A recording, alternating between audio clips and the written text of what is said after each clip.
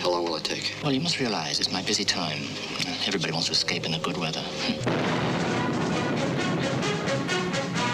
In 1942, the Nazis thought they were sitting on top of the world, never suspecting that they could be toppled in one conflict, the most unusual battle of the war.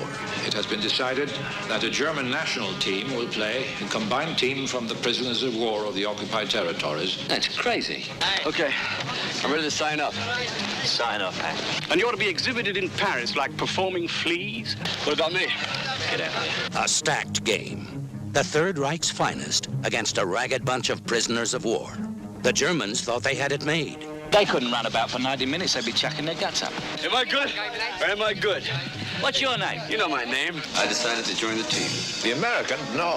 You use that bloody American style again here and you'll be barred. Look, you're playing English, I play American. Can you do it with your mouth shut? Hey, the mouth and the hands work together. It's a team. The Allied High Command called them crazy, and maybe they were.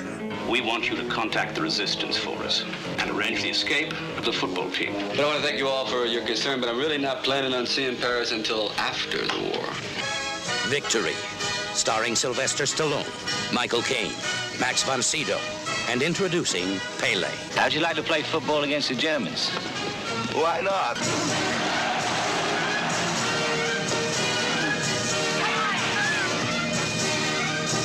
Now is the time for heroes. Victory. You've never seen anything like it.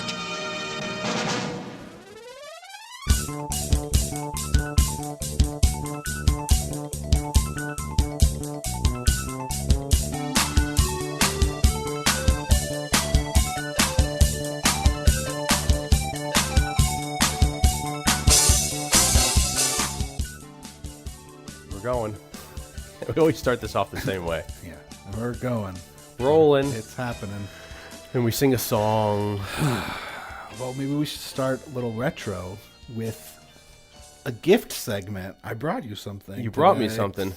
What? There was a period of time where I was gifting you like crazy. Well, that was last summer, though. So well, we're coming into the new summer. Welcome to another exciting, enthralling Saturday Night Movie Sleepovers. Saturday Night Movie Sleepovers. I forgot the name of the show. No, I was trying to think of more things to put on the exciting and interesting and informative and ironic and timely. Well, last summer. That's Blake. I'm Blake, and this is Dion. That's me. And last summer, I had taken a trip home to my mom's house and brought back a bunch of stuff. And we had a show and tell segment. Yeah, basically, your mom was like, "Get rid of this shit because I'm throwing it out." You're like, I don't want. And so every week I would present Dion. Sometimes they were gifts, sometimes they were just show and tell. This is not one of those occasions, but I do have a gift for Dion, and it's kind of related to a recent podcast we did. You got me part of the Titanic. I got you the next best thing. What's that? I got you a Metal Earth Titanic model. Oh wow! This is going to be incredibly hard. It's going to be very difficult to put together. Holy crap!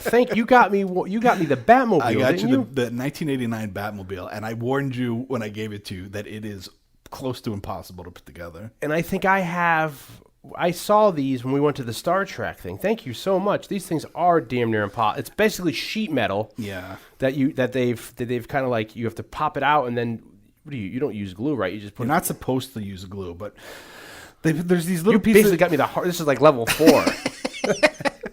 Because it's historically accurate to the T. And Dion and I both went to a Star Trek convention last year.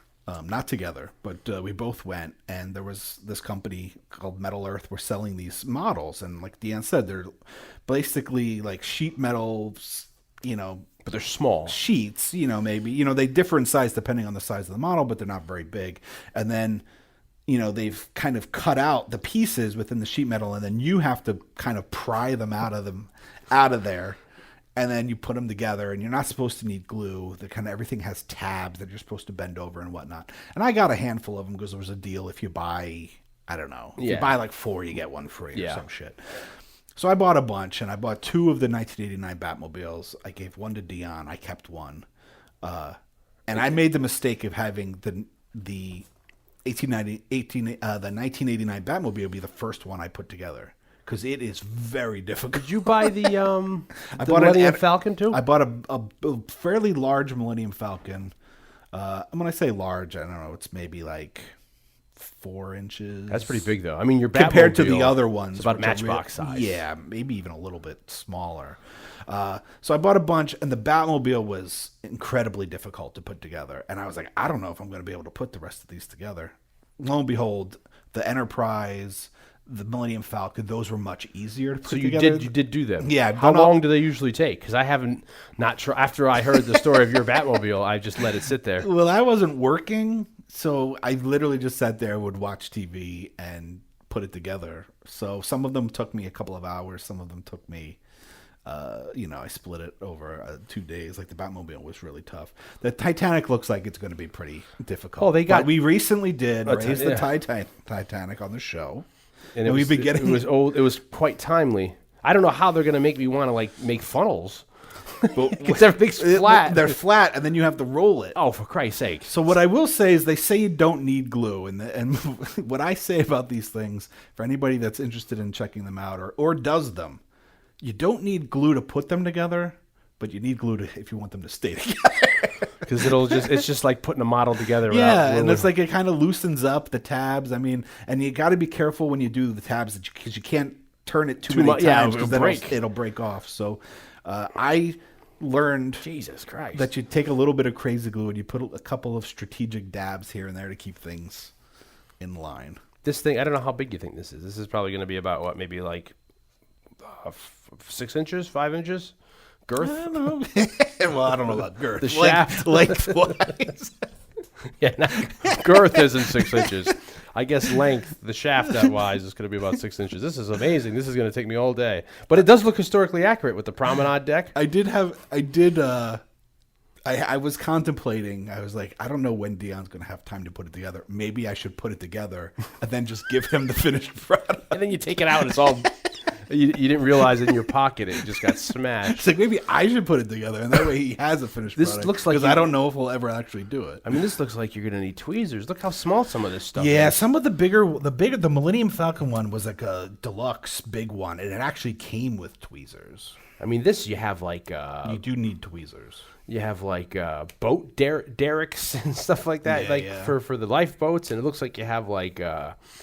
cranes to put to put stuff into the cargo hold. But they're very cool. If anybody's, I actually really enjoyed them. I just ordered a bunch of them, and that's why I got this one. Well, this edition is like they've got on the back. You've got like a locomotive, a steam engine. You got an Empire State Building, a windmill, a tank, a biplane, and then there's the ones you have. Yeah, there's like they also have buildings. They can get like the Chrysler Center, or Chrysler Building, or like Big Ben. Yeah. Eiffel Tower. And they must be getting, I guess, franchise rights to get Batmobile, to get Millennium Falcon, Star Trek. Like at the Star Trek convention, which was at the Javits Center. They had like a bird of prey, didn't they? Yeah, but they were also giving out the Javits Center. Like if you bought... Why would you put the Javits Center? It's a limited edition Javits Center. I guess this is amazing. Thank you, Blake. This is going to take all my Saturday night up now. Or Sunday night, since it's Saturday. It's late now. It's now Sunday morning. We're going to have to stop down as I put this together. So we'll be back in a couple minutes. We'll be putting it together while we do the show. Yeah. God damn it. Dan, what are you doing? Pay attention. I would suggest wire cutters. Wire cutters. To get those things out sometimes. Yeah. And tweezers. And I suggest a little crazy glue. Like I said, some strategic dabs here and there. And some patience, right? You're going to suggest some patience? A lot of patience, yeah. I used to be an avid model maker, and then I stopped in college, and then a couple, I don't know, maybe I guess it's going back now 5 or 6 years. I thought I was going to get back into it. So I bought like... McQueen's Mustang from Bullitt and tried to put that together. And boy, was I out of shape or out of practice. I was, because you got to watch out because they give you like, say, the plastic front window. Yeah. But then if your hands are glue, you touch it, you're going to get your fingerprint on it. You're like, oh, come on. Yeah. Glue fingerprint. Or you're trying to put like the rear view mirror on or the side mirror, and it's not. And then you let go and it's glued to your finger. And you're like, come on. Yeah. I loved to put them together, but I was not like a painter. I never painted them, so it's just like I just had gray models to color around the I used to have, for a while with the Marvel and all the movie ones, the Horizon and stuff. I had some great ones. That's why I like these. It's because it's a little metal model. You don't need to paint it. That reminds me, somebody, who was that? Jason, one of our friends, the sleepover friends. He was telling me that I got to still take pictures. Oh, Ryan? Was it Ryan? Somebody. I have to take pictures. Apologize. Yeah, I forget who it I think was. It was Ryan. Next time I go home, I got to take pictures of all the models I still have that are like, my parents put them like in a glass case and now they're just sitting there. And then every time I come home, they've moved them and they don't look good. And I'm trying to, stop touching them. And I'm like, well, then clean them. They're all dirty and, because a lot of dust, you got to get a lot of that canned air to get in there, But it would have been cool if you got me like a little truck, for this cast tonight. Yeah, well, I didn't see a little truck. Yeah. It's all Titanic. I'm not saying that I'm God damn it, Dan, just be grateful. Yeah, I'm not great. Not that I'm not grateful. This is amazing. We can do reenactments now with the Titanic and see if we could we'll get a little tub and see if it sinks the right way and whatever. I don't know if that would work with the portholes. I don't think it's airtight. You don't think it's airtight? It'll just take on. Oh, it's not even floating. But it seemed almost timely. Yeah. It was only about a month ago or so. Sweet. This gets into weird, like what other crazy models we can get each other for that go with casts. Like this one. There's a lot of Star Wars and Star Trek. Yeah. Oh, yeah. It's true. Have we done it? We haven't done a Star Trek yet. I guess we did the holiday special. The holiday Star special. Wars, yeah. The only two guys you're ever going to hear who actually loved it. The holiday special. It's the only podcast or examination or of the holiday special that's basically 100% positive. Yeah. I'm even thinking about rewatching that bad boy this Christmas. That's how much I enjoyed it. We'll do another one. Yeah, I want to go back. We'll do it again this year. Yeah, to B. Arthur and Harvey Korman and little Art Carney's house, and that was fun. But we're here tonight because we got some 80s gold. Yeah, we're some splendor. This is going to be, if we stay on track of what we have planned, it's going to be a very big summer. Oh, this this coming summer, because this is now what is this? This is maybe the end of May. End of May. We kind of picked this one for this time of year because end of May, early June is kind of like people are getting out of school. Yeah, and people graduate at the beginning of this one. And we have Stallone's son, Michael Cutler Hawk, graduating or end of year. Yeah. Well, he graduated because they all graduated threw their hats up, like military school. Junior high, maybe? Or academy. Elementary school or some shit. Anyway, there's some kind of he graduated graduation somewhere. times the end of the year. So we figured it's probably around this time of year that this movie takes place. Like an academy. Yeah. And he's graduating. And I was surprised to see who that kid was. Oh, yeah. He was on Taxi, did a lot of voice work. Well, I knew him. I knew his voice. And I'm like, I recognized him. David Mendenhall. Yeah, and he's the voice of Daniel from Transformers. So I knew him from Transformers. The movie. He has appeared. Yeah, on the cast before. On the cast before. Because we did Transformers. There's actually a lot of reoccurrences here. Well, he did a lot of voice work, too. So he did G.I. Joe. He did a whole bunch of stuff in the 80s. The kid was getting a crap load of work. And he played, if I recall correctly, he played Mary Lou Henner's son on Taxi. And then he appeared in a lot of, 80s television. Yeah. It was well. He must have, if he saved his money appropriately, he could probably be doing the convention circuit now because he's like 45. He could probably go on there and, be like, he could be signing for Over the Top. All the Transformers. That's true. He's doing all he signed all that Transformers stuff, Yeah.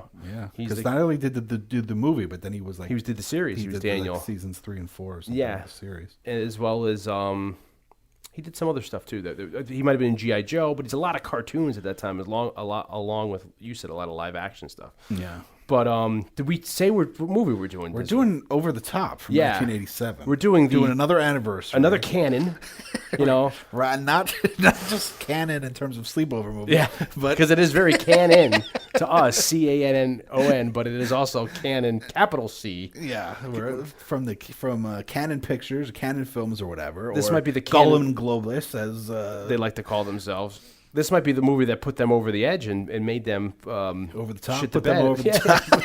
But not in a good way, But you're right. There are a lot of reoccurring people in this Yeah, movie. there's a lot of sleepover Alumni here. Well, one, we have Menahem Golan, Yeah. who obviously is the Golan from Golan and Globus. And we talked about him a bunch. We talked about Cannon a lot with Masters Universe. Yeah. But he didn't direct a lot of those movies because they were his company with Globus, so he was a producer, but he did direct The Apple in 1980, which is getting a lot of talk these days. Enter the Ninja, which is a fucking classic from 1981. Delta Force from 86. No correlation to Catch a Ninja. No correlation to Catch a Ninja. Your movie totally that you're actually different- negotiating totally the remake rights with right now. But Delta Force he directed. Yeah. And then it was written by Sterling Silliphant. Yeah, who we did Towering Inferno, and Who wrote Towering Inferno. which we did a cast on prior to this. But he wrote all kinds of shit from a lot of television, including Hitchcock Presents. He wrote the original Village of the Damned. Yeah, it's pretty sweet. In the Heat of the Night. Yeah, the movie. Poseidon Adventure. Yeah. Shaft in Africa. Yep. Towering Inferno. Yep. The Enforcer. Yeah, The that's Swarm. Eastwood's Enforcer, the Swarm. Yeah, the disaster movie, The Swarm with the bees. I mean, either wrote or co-wrote Yeah. a lot of these movies. And then I think we probably brought it up when we did Towering Inferno. He also was one of the writers of Circle of Iron, a.k.a. The Silent Flute. Yeah, which from is 1978. Carradine. Which is Carradine, but was originally being...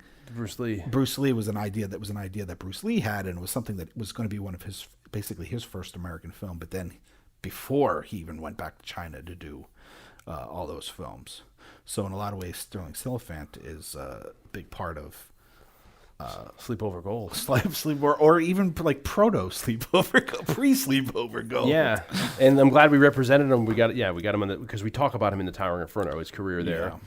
Yeah. So you have him as well, and Stallone co-wrote this as well. And because a lot of what happened is Stallone, especially in the 80s, often would rewrite the scripts, or at least add stuff to them.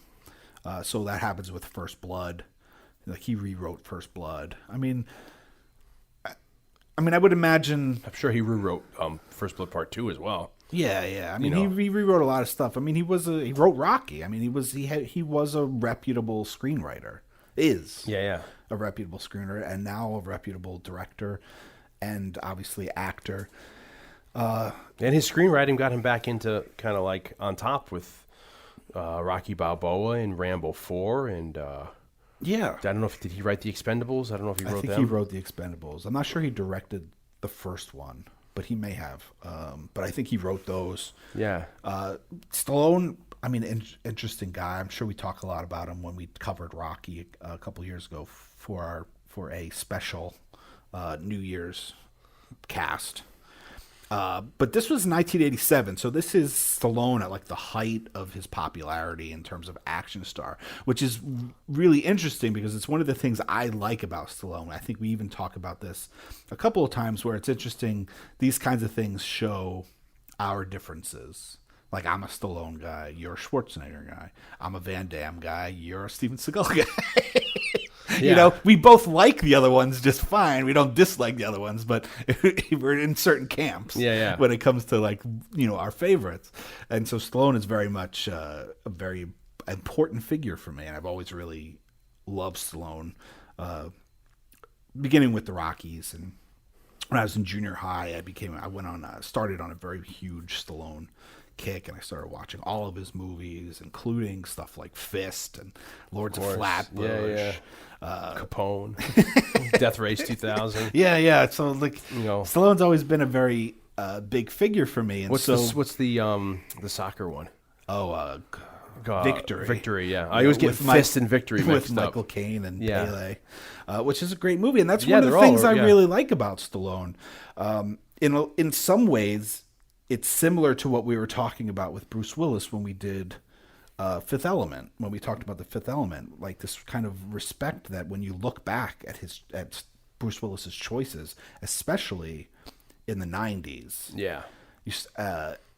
you start to see, and even up until more recent stuff like Looper, like, he makes really interesting choices. And maybe Stallone's choices throughout his career weren't as interesting in the same way that Bruce Willis's were, with like choosing to work with guys like M. Night Shyamalan when nobody knew who they were, or Quentin Tarantino when he was, making a second movie, or, banking on new talent. Yeah, but where he lacks, say, with that, he was picking really respectable, and he had a great eye for scripts, and even if they, say, don't hold up in retrospect at the time, they were all box office gold, so he knew what he was doing, getting hit after hit. Stallone. But what's interesting is Stallone, he became known as this action star because of Rambo, really. But I mean, Rocky's a drama. I mean, it's a love story. It's a drama, and really it's a romantic comedy. I mean, none of the Rocky movies are really action movies. No, they're sports dramas. Yeah. And then First Blood came around, and First Blood in a lot of ways is still a drama. I mean, it just happens to be a lot of action in it, and Stallone has he's a physical presence. So he kind of started to get the loophole of this action star. But you get to something like Over the Top. I mean, Cobra, I guess, is an action thriller kind of thing. But Which then is right before this, yeah. But I guess what I'm getting at is... Well, he hit a streak there because he did, like, First Blood, and then he did, like, Nighthawks is either before or after First Blood, and then he gets into, like, he's doing, Rambo 2 is there, Cobra's there... I'm sure there's another one, but he's doing these mega hits that are like, that's solidifying him on the ground.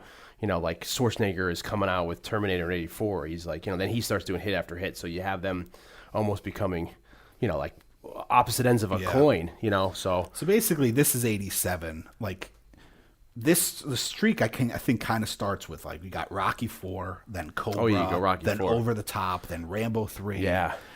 Tango and Cash. Tango and Cash comes shortly after that. But one of the things I've always really liked about Stallone is like these choices of doing dramas. Yeah. Over the Top is not an action movie. No, I mean it's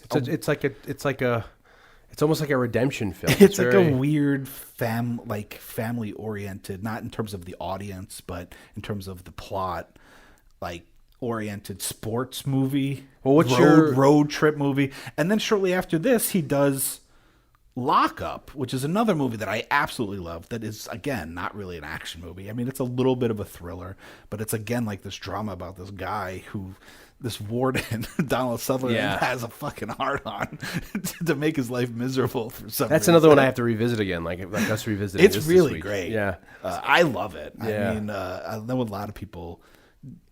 Tom Sizemore's in that, right? Skinny Tom Sizemore. Yeah, because he's young. Slim Tom Sizemore. Donald Sutherland's great in it. Stallone's great in it.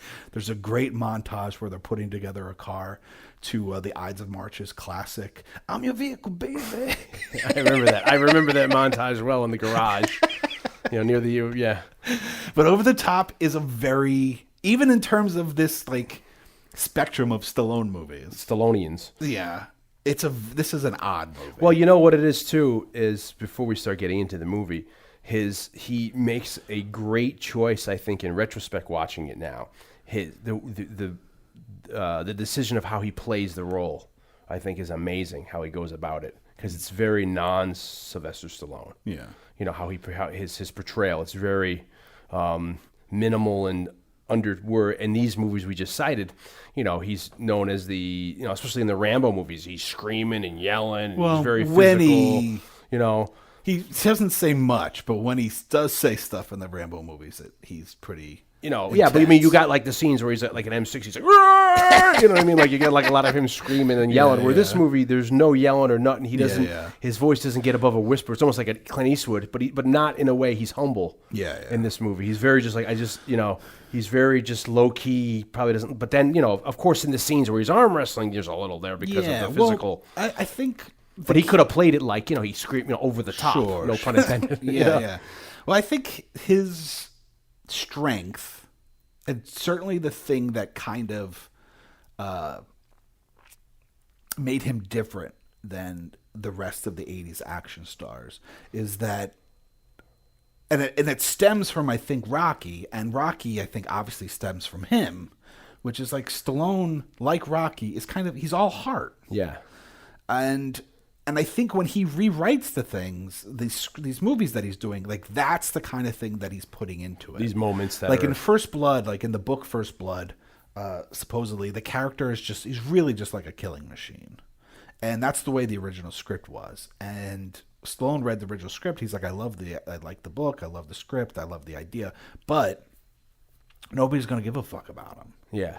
So he rewrote it, made Stallone a little empathetic, made Rambo like a sympathetic, but also at the same time empathetic. Yeah. Like, you know, I'm sure a lot of vets coming back, you know, with the, you know, Agent Orange and all that, and so he writes in like this sympathy and empathy for these characters, and I would imagine that that's kind of what he does here. You know, it's funny when Copland came out, and I feel like we talked about Copland because it came out because we talked about it last week in Fifth Element. Because it was out the same summer in '97 as Fifth Element.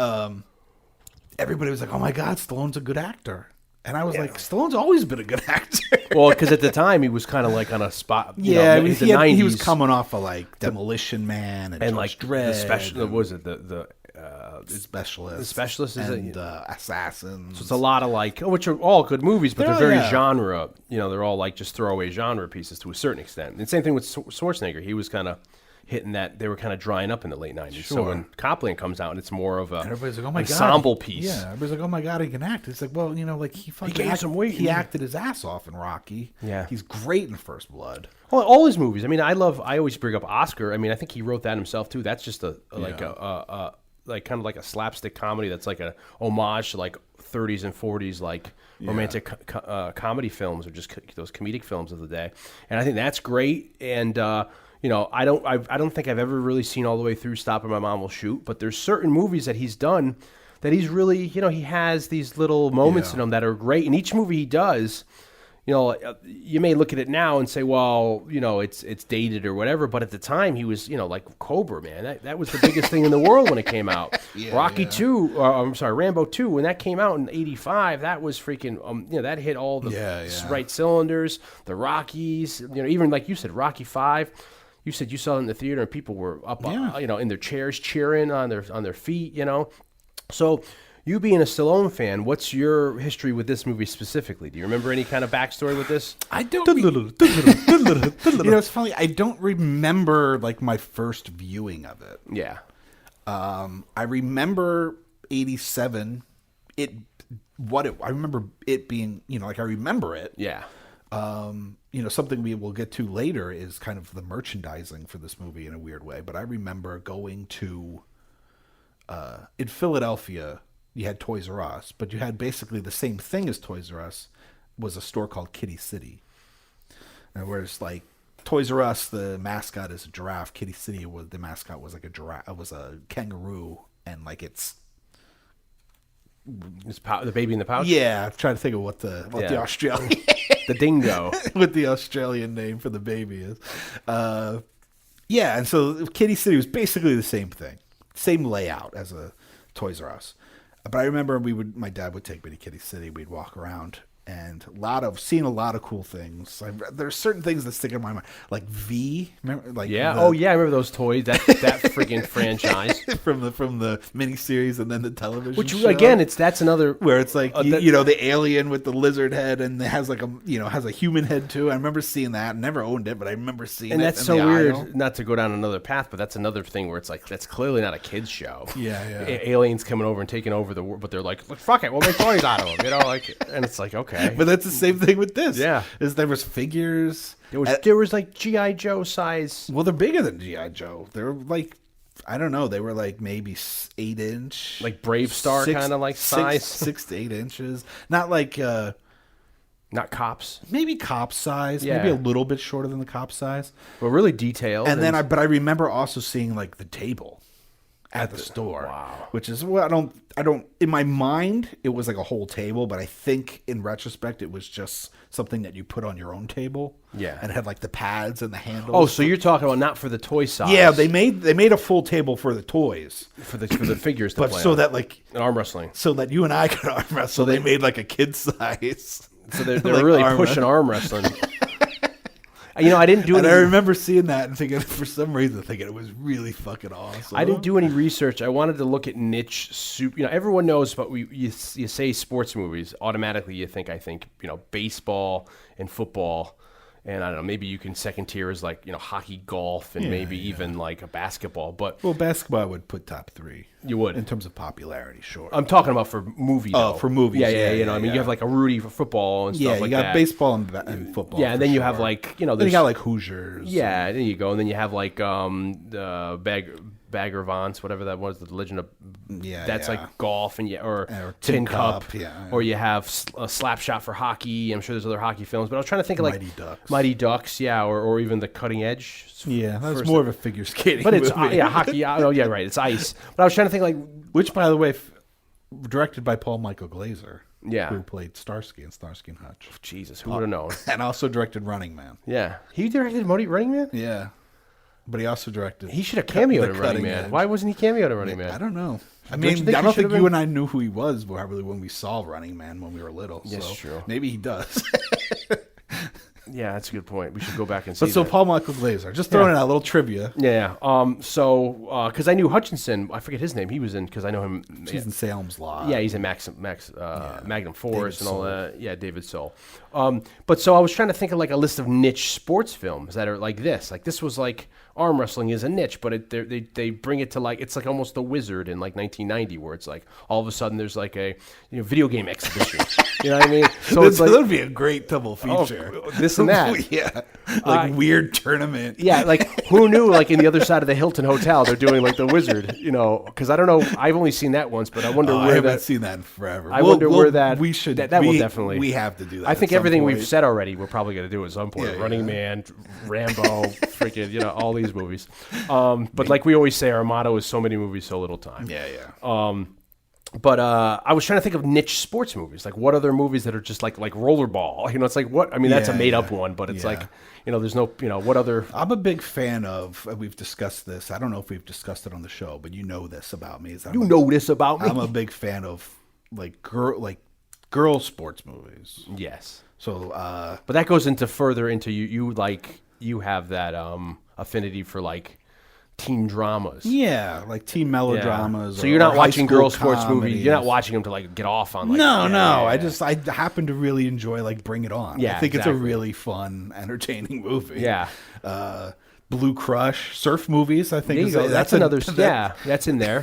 Or like BMX, North Shore. North Shore, or like remember the BMX? Is that a movie? Or like the rollers? Like I know like Dogtown and Z Boys, but I'm sure there's like an '80s. Like roller skating movie. I'm skateboarding. Solar Babies, which is there was a couple of those like inline skating movies there for a while. Yeah, those were like rollerblading movies. But I mean, I guess they would have to qualify for them to be like a tournament at the end.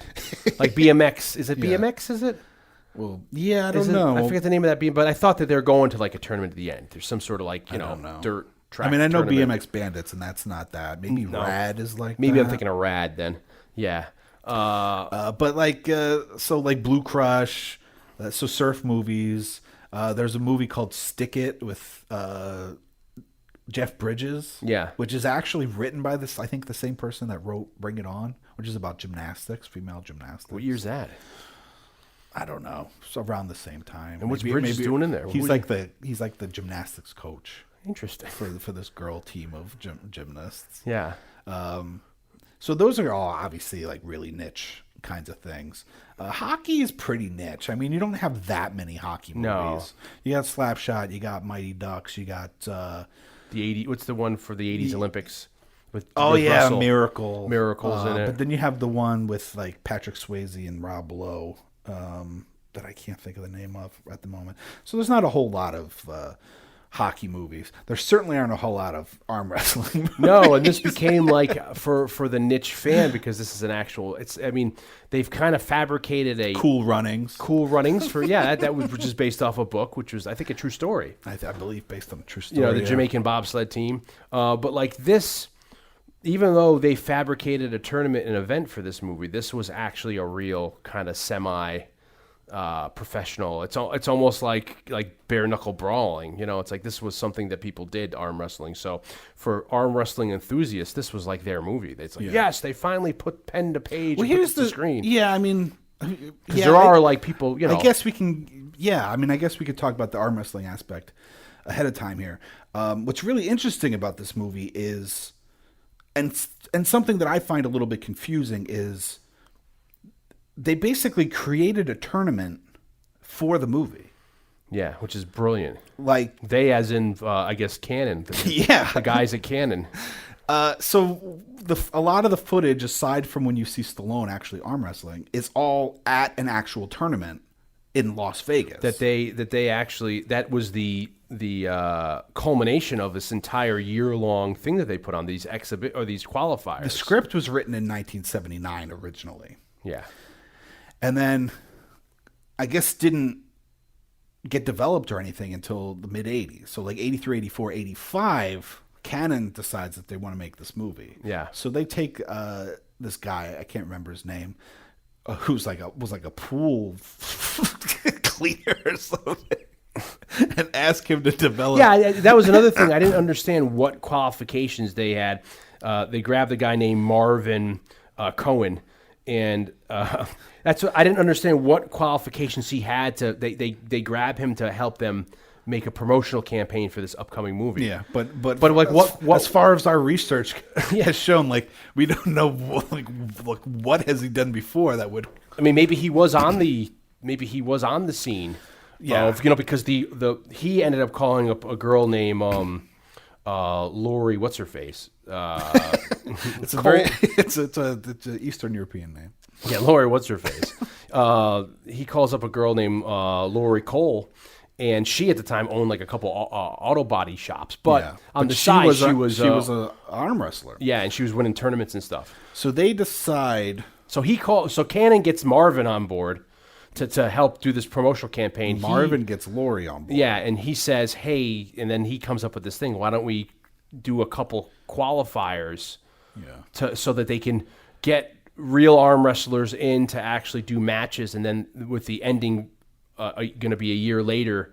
So it took a course of a year, and then the last thing they did the tournament on July 26, 86, 18 hours in Vegas. But I think also part of this idea of putting up these qualifiers, which is like these smaller tournaments or matches, was also, I think, a part of this idea of like proof of concept. Ginning up kind of like... Which is, they shot one of them. They wanted to show the footage to Gollum and Globus. I think it was part of trying to get the idea of we should, instead of having a bunch of actors do it, like let's have an actual tournament, and then we'll just shoot around. And we'll shoot around it. So they started doing all the in the domestically. So they started doing like these smaller ones, which ended up being the ones that would lead up to the over the top tournament. And what I find confusing about the whole thing, I find fascinating that they basically created an arm wrestling, like a professional or semi-professional arm wrestling circuit, like a league leading up to an ultimate championship at this over-the-top tournament. But when you research it, they're all like, oh, so we got this guy who was an arm wrestling champ. Like, champ of what? Like, what? Well, there must have been other syndicates going, or other kind of qualifiers. I mean, they do the first one in 85 in Vegas, in Beverly Hills, and then they do things domestically like New York and like Reno and all this, and they get so big, and then one day Laurie's in the elevator with either Gollum or Globus, and they're talking, and he goes, we do have satellite offices all over the world. Why don't you turn this into a worldwide thing? For in Israel, Germany, Canada, England, and they're like, oh, fuck yeah. So all of a sudden now they have these qualifiers all over the entire world that they're flying to, and I guess they're shooting some footage too, but at the same time they wanted to get Gollum and Globus to one of them to be able to, since they're directing it, they have to see the world that they're doing.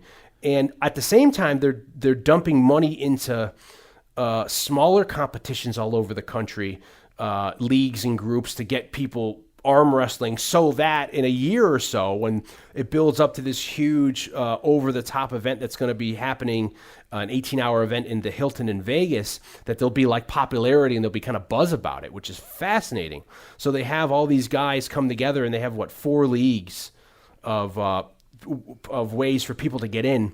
They had like a truckers and like teamsters league, so you had to either be like a trucker or some sort of teamster. Then you have you can be a pro arm wrestling person already, so you must be already on the circuit. Then they had like a women's league, and then they had like a military class. Yeah. And then anybody in the service could do it. So I guess the average man couldn't really enter these. I guess. No. You had to be super heavyweight, so you had to be like a certain size, and then you either had to be a teamster or a trucker or some sort of job like where you're part of a union, or the woman things that was also part of the league stuff. So you have these 4 qualifiers, and they had like, you think of how many people they were getting, because at the end of it, they said when they got to Vegas for this thing in July in '86, this 18-hour event, they had like 800 people there.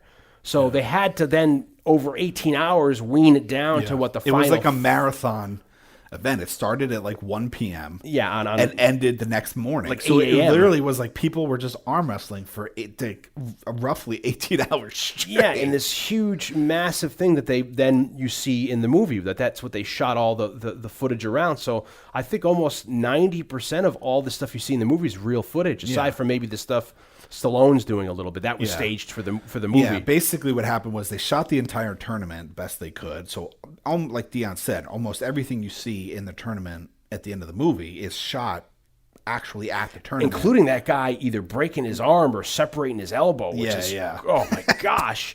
It's horrifying. But I guess they had only 2 or 3 of those out of the... That's a pretty good... out of out of 800? Yeah, 2 or 3 guys that happened to... And then... Stallone came in. Well, Stallone was there, but Stallone came in to shoot his stuff the next day. Yeah. So everything was still set up. But then what they would do is they would shoot while they were doing the regular competition. They would have Stallone come up and I think do just some small matches on like a side table while everything else was going in the background. Yeah. But then the big match was the next day with the same crowd. And I'm sure most of those people that were there, if you just said like, and come back tomorrow, you're gonna be in a movie with Stallone. Everybody will come back the next day. The guy who ended up winning the whole contest, the guy named John Brzenk, Brzenk, Brzenk. He was a union guy. He worked at the time for Delta Airlines, and so they had an issue which we'll post the article link so you can read. It's a really long article. It goes into the weeds about all this stuff. Is like. Since he worked for Delta, he was going to each qualifier. So he was flying all over the world. So they had to make these rules where if you ranked in the first qualifier in the top 4 in like Cleveland, you couldn't rank in the top 4 in Germany. So they had to have all these rules because he was going and winning the prize money in each one and all that kind of thing. So there was all this other thing. So by the time that this guy, John, ends up doing the real match that the movie's based on, again, it's John against this guy named Ed Arnold. That was a huge event, and they said that's the only time that like everything stopped down. Stallone attended the event. Stallone comes with Brigitte Nielsen at the time, who was his wife. There's a big standing ovation that Stallone's there to watch the event, and then Chuck Norris comes in because we have the Cannon connection. Yeah, and they said there was another standing ovation for like 5 minutes because it's '80s and it's Norris, and we brought Norris up on it. We did the Invasion USA podcast, and which is Cannon as well. We go into Cannon, so we talk about in that podcast how big Norris was in the '80s. So they come to watch this huge event, and then the actual event ends up they actually end up winning a Volvo white $250,000 truck, which is huge extended sleeper, and that guy ends up winning it. John Brzenk. I'm saying his name completely wrong. Sorry, John. Yeah, Brzenk, and he ended up just freaking. Then the truck went on tour for a year.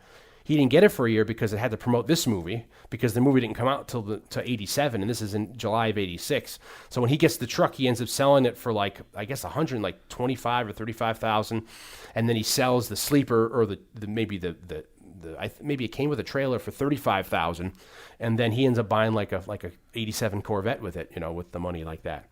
But then there was also problems with Stallone when you get into logistics of who Stallone's going to arm wrestle at the time, because there was a real guy named Clive Dean who's in the movie, I think, this really massive guy, and he was supposed to be originally the guy that Stallone was going to square off on to be the arch nemesis. Really, he looks like the Blob from Marvel, X-Men. Yeah, X-Men, yeah. But you know what he looks like? He looks like Biff from Back to the Future 2. When he's all heavy? But with like a massive fat suit on. Like prosthetics? Yeah. Like in the future. Yeah, well like when the alternate future. The alternate 85? Yeah, the alternate 85. but with like much heavier. I mean, this guy's he's a giant guy. And they at the last minute they realized, wait a minute, you can't have Stallone, because of the size differential. Because Stallone is like, how high is Stallone? Maybe Stallone's like 5'8" or 5'9". I think he's 5'10". Is he 5'10"?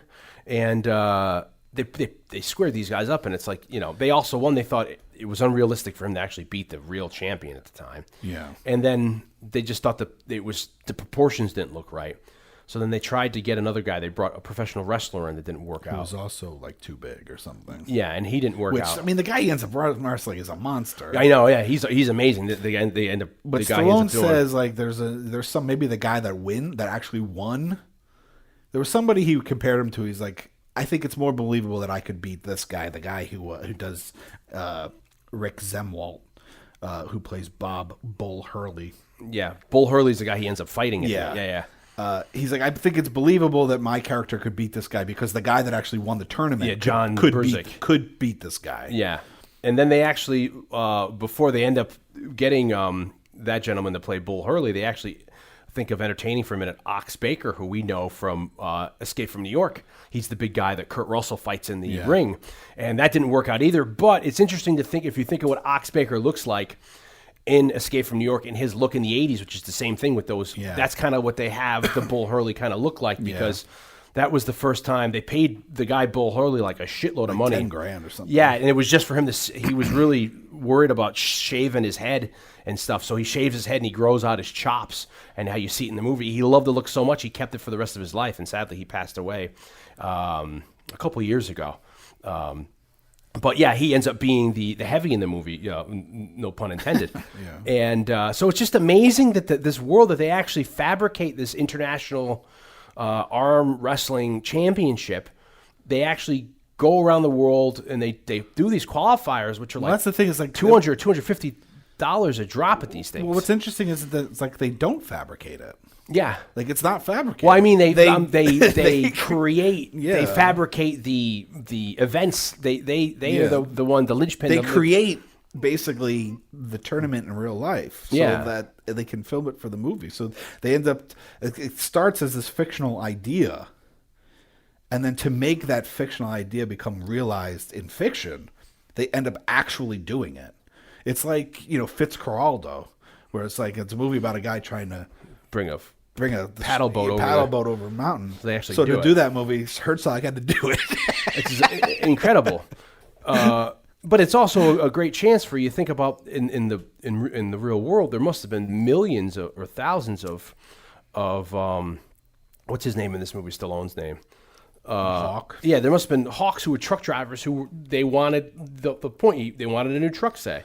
So it was like, this is like, if that was your hobby, arm wrestling, this was your freaking, your Grand Prix. This is your moment to try. And I would imagine, when he gets challenged in the diner or this truck stop, I would imagine that kind of stuff did happen. Well, it was a little. I think that was a little cinematic at that point. I mean, it was cinematic, but I would imagine that that really arm wrestling for money, happened in dive bars, or even if you see like roadhouses, in The Fly. Yeah, he does with that. Jeff Goldblum when he goes and walking into that bar, and there's guys, arm wrestling for the girl at the bar. I mean, arm wrestling was big in the 80s. And what year is that? That's 87, right? The Fly? I don't know if that's 87. Or 86? That might be 86. Well, it's right around there. So that guy was probably on his way to the qualifier.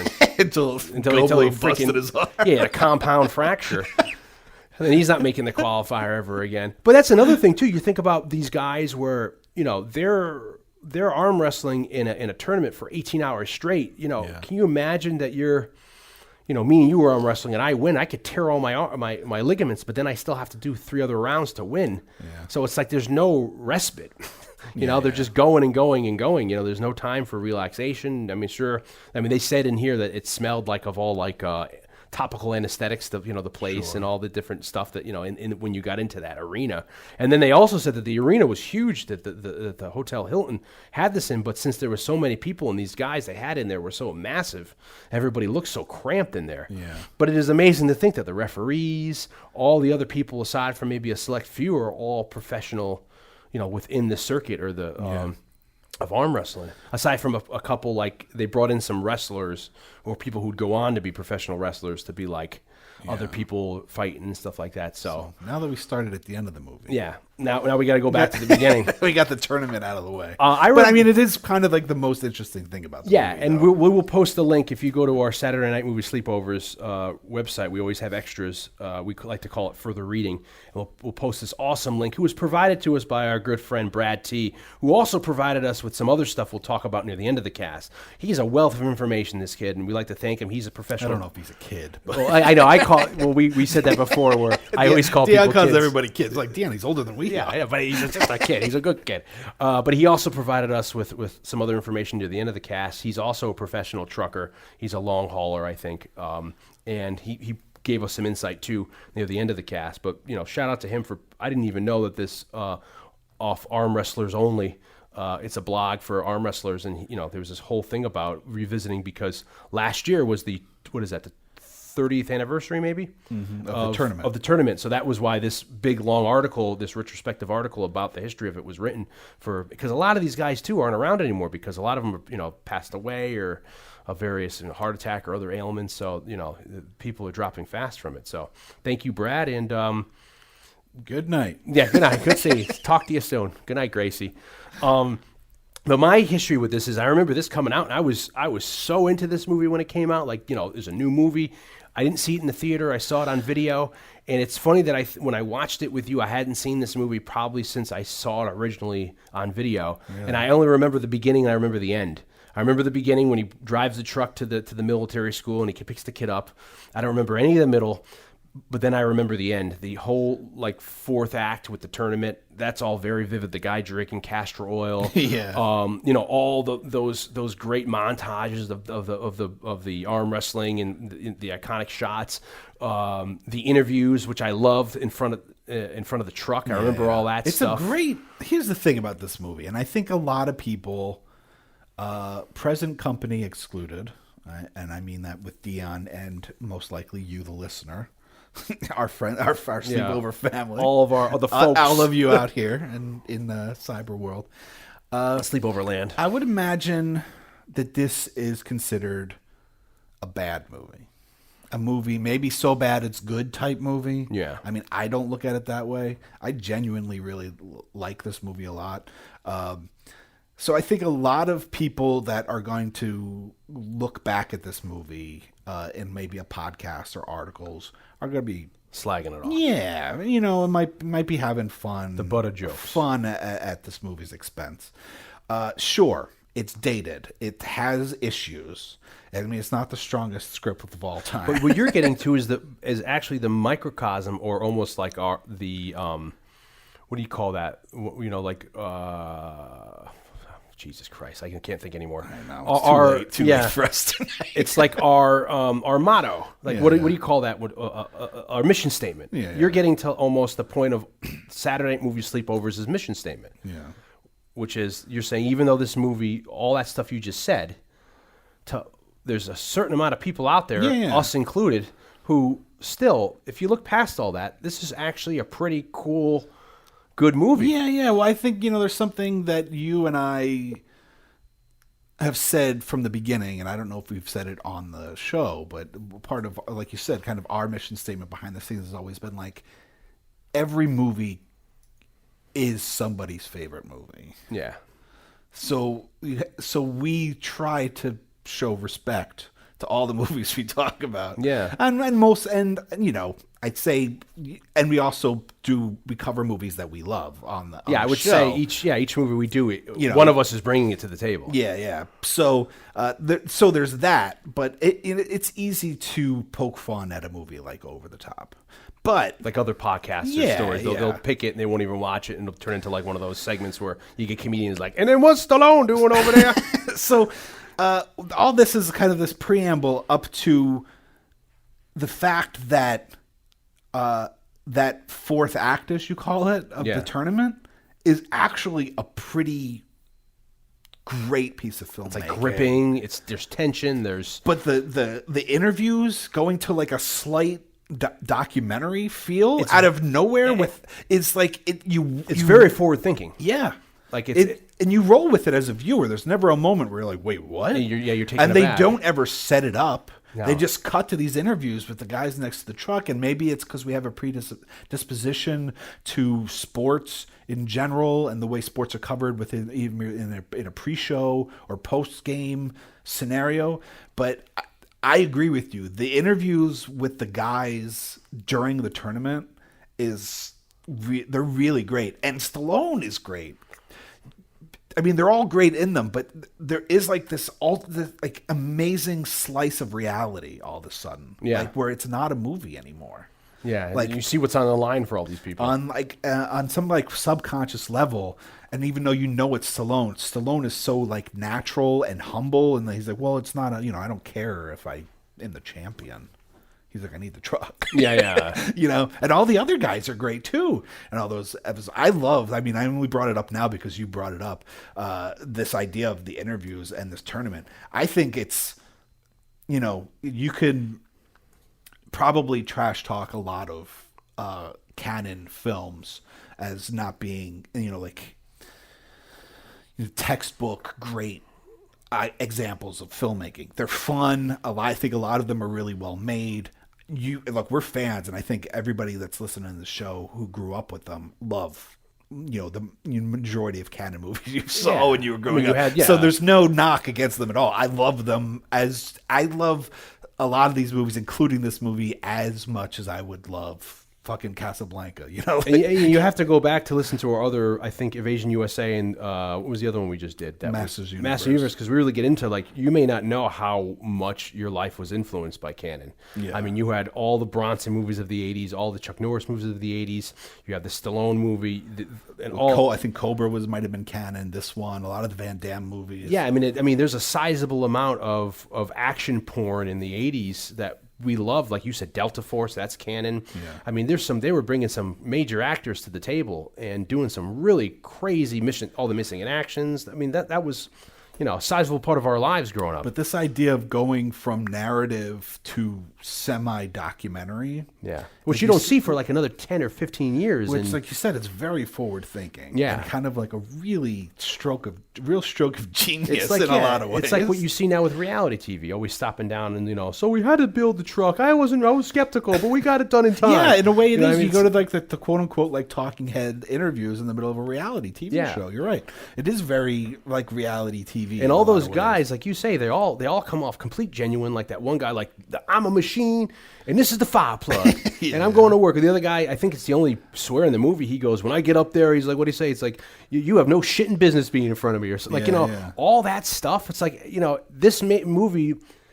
Watching this, I guarantee I'm going to watch it again now because I've forgotten how good it is. And to a level. And there's people like our friend Brad who watches this all the time. And I was texting with him yesterday. He's like, I'm going to have to watch that again now because we were talking about it. Yeah. He's like, you're making me watch this again. And I was like, I'm sorry.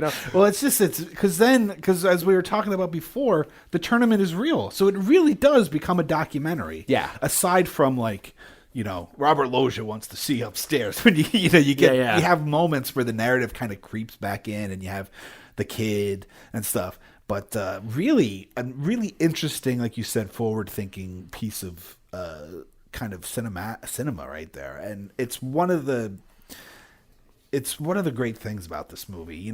I don't remember seeing this movie for the first time. I went through a Stallone phase. I'm sure I watched it a lot during that phase. I'm sure I saw it before then.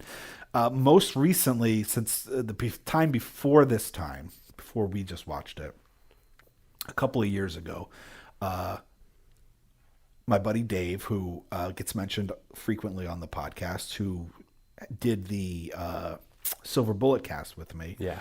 A couple years ago, he had moved to North Carolina, and his brother Steve, who is the guy that wrote and recorded the theme music that you hear before every episode. Yeah, he's there. That's our theme. He and I took a train to a bus to all the way to get to Dave for like a week. We went to visit Dave in North Carolina for a week. We got down there. It was the summer, and I'm not really a beach person. They are, but middle of the summer, hot as balls. It's a beach town. We came down, but Dave can't get off of work. So Dave would work all day, and Steve and I would just hang out in Dave's apartment. So I brought down a shitload of movies. And so my last recollection of watching this movie is I brought this down. And Steve and I watched over the top.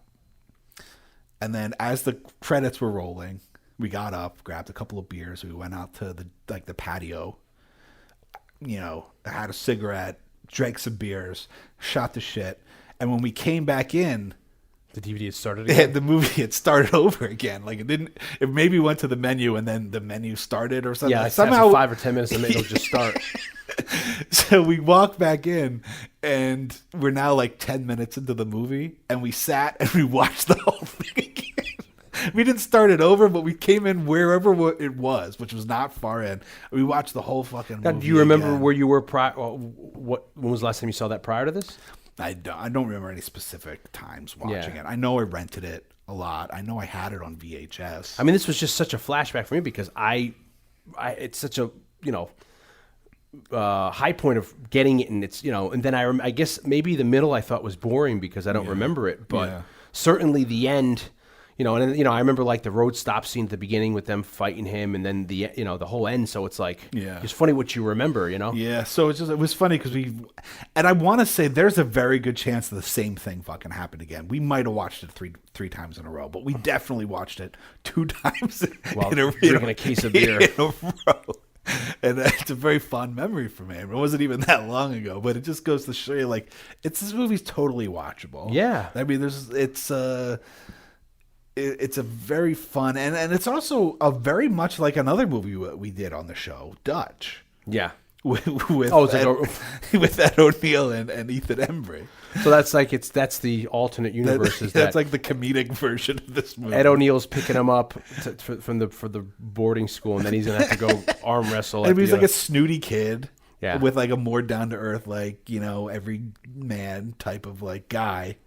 It's that odd couple relationship. So for the people who have never seen this movie, don't remember it. It starts off where Stallone, he comes to the military school, military academy where his son's trucker, graduating. Pulls up with his truck. He's a long haul trucker. He gets off of after a montage of like the credits, him delivering his load, and then he's really trying to clean the old truck up. He wants to clean it. And he shaves. And he's brushing his teeth. Look really presentable. He gets to the academy. He misses. I don't know if he does. He must not realize he misses the graduation. Yeah. And then he's walking in, and I find it hilarious when he walks in. It's like, who the fuck is that? Yeah, but I don't understand where it's like it's so 80s where he's like, he's not wearing a blazer, but aside from that, he looks, he's got a nice jacket on. Kind of denim. No, I don't even think he's wearing a jacket. No, he's not wearing a jacket, but he's wearing like a shirt, nice shirt, half decent, a nice very 80s pants. shirt. Yeah, but it's a dress shirt. And he's cleaned up, he's shaved. Like, look at this asshole. Yeah, and there's a big shot of like everybody, like there's him walking through to the campus. They're like looking at him, like, oh my god, who's that? Like, look at him. And then it's like, does he not look that presentable? I could see like when he pulls gets up out of the truck, and he comes as soon out as he of the gets truck, away people from the be truck, like, huh? Yeah. But once he's like away from the truck, 100 yards from the truck, people are still looking at him. All these parents they're shielding their kids from him and all this kind of a thing, and it's like, what? It's like that's that guy from the news. Yeah, it's him. He killed everybody. So he gets to there's a limo waiting for the kid, and then right before the kid's about to get in, he gets called to like the principal's office. Yo, Cutler. Yeah, and it's like this colonel tells him like, this is your dad, and your mother is asked, and the kid Stallone must have brought papers with him. Yeah. To prove all this legally. He's not... Well, I think the guy also said that the mother called. Yeah, who's Susan Blakely, by the way. She has a little cameo in the movie. And I guess that's another poignant part of this movie. You don't realize what's going on. And what's interesting from the link we have from the arm wrestling article is near the end of that article, there is a paper, they reprint a article of the time about the movie. And they talk about in that he's wrestling to save his boy's life. Like his boy is sick. So I wonder if that is an earlier version of the script. I wonder if there's a novelization. That should be something we should have looked into to see what the novelization says. Because if they changed it last minute, that if the kid was ill and he was trying to save his kid's life, he needed the money or whatever. But whatever, I don't know. But what we find out here is that the mother is dying. She needs a heart transplant, I guess. I thought she had cancer, but it doesn't really. You don't really know what's wrong with her until you realize that she's having surgery for her heart later in the movie, but they still don't explain what's wrong. She's in a hospital. She's very frail, and she's worked it out where she's. I guess her and Stallone had gone their separate ways. Stallone had walked out because of her father, the grandfather, played by what's his name, Robert Loggia. Yes. And Robert Loggia. Yeah. Do you remember those commercials? No. It was like a orange juice commercial, and it was like a kid. And unfortunately, I don't remember the concept of the commercial totally. Maybe we can find it online because it's kind of a famous commercial where the kid's like sitting at breakfast or something, and then Robert Loggia like bursts in with the orange juice, and the kid's like, Robert Loggia. No, I don't remember that at all.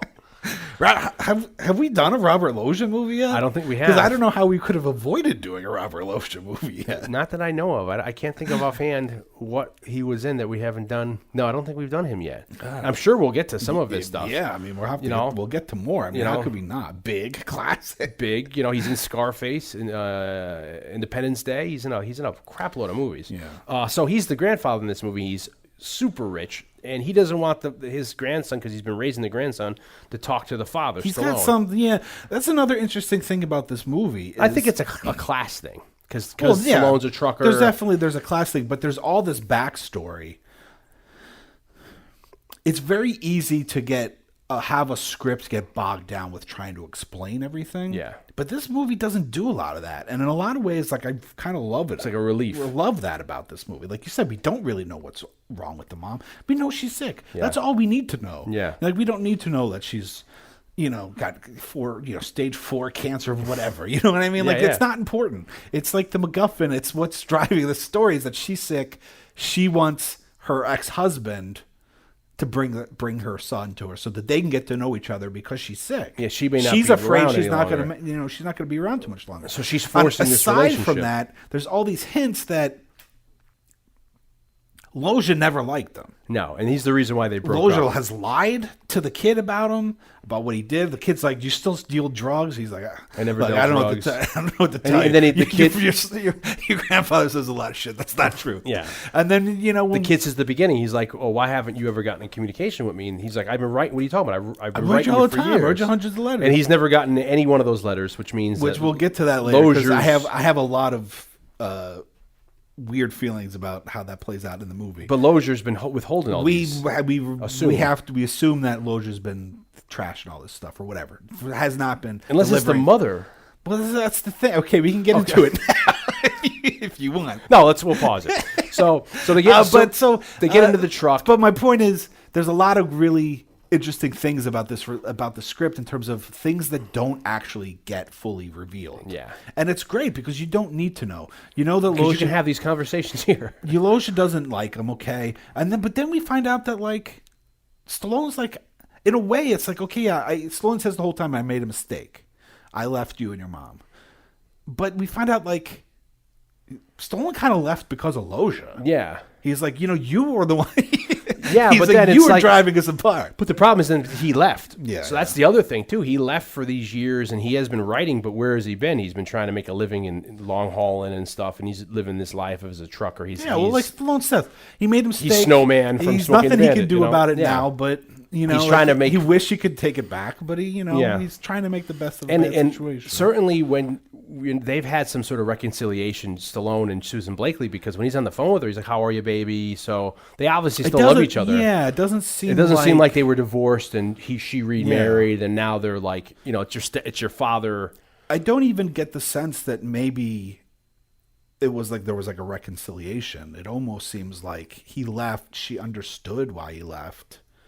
And that they've been friends ever since. Like he writes her all the time. So it's like almost like a Shakespearean because he's got thing. Pictures of the kid his whole life. Yeah. He's like, where'd you get all these pictures? Oh yeah, inside the cab. Yeah. He's like, well, I write your mom. I asked him for pictures. Your mom sent me pictures. Yeah.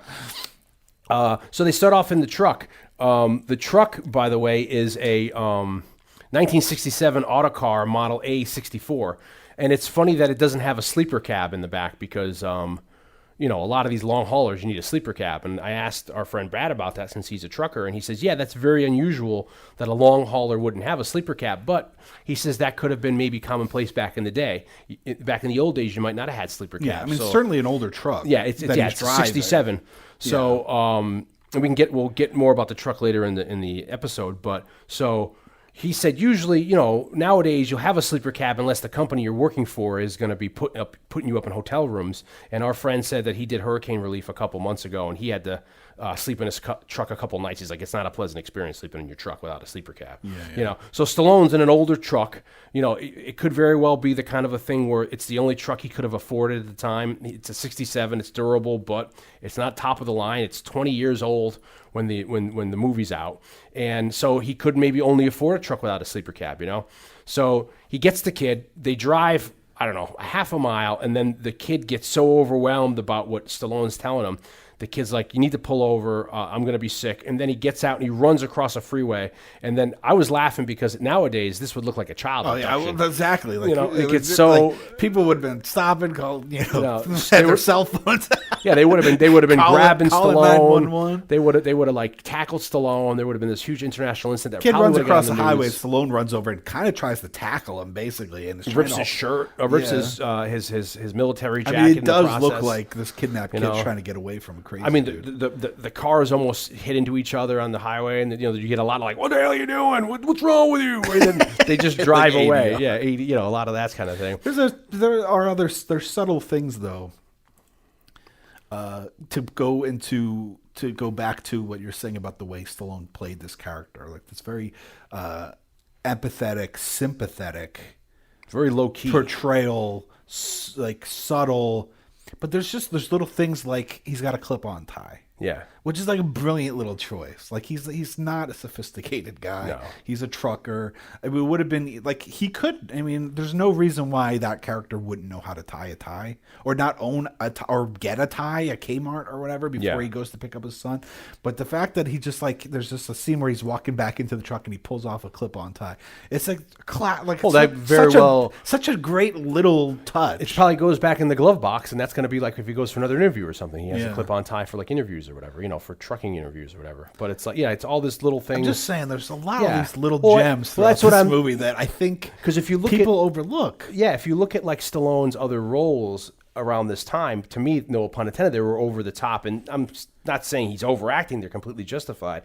But it's good to have a movie like this where he's not doing any of that. He's very low key. He's much more in the vein of Rocky 1 and Rocky 2.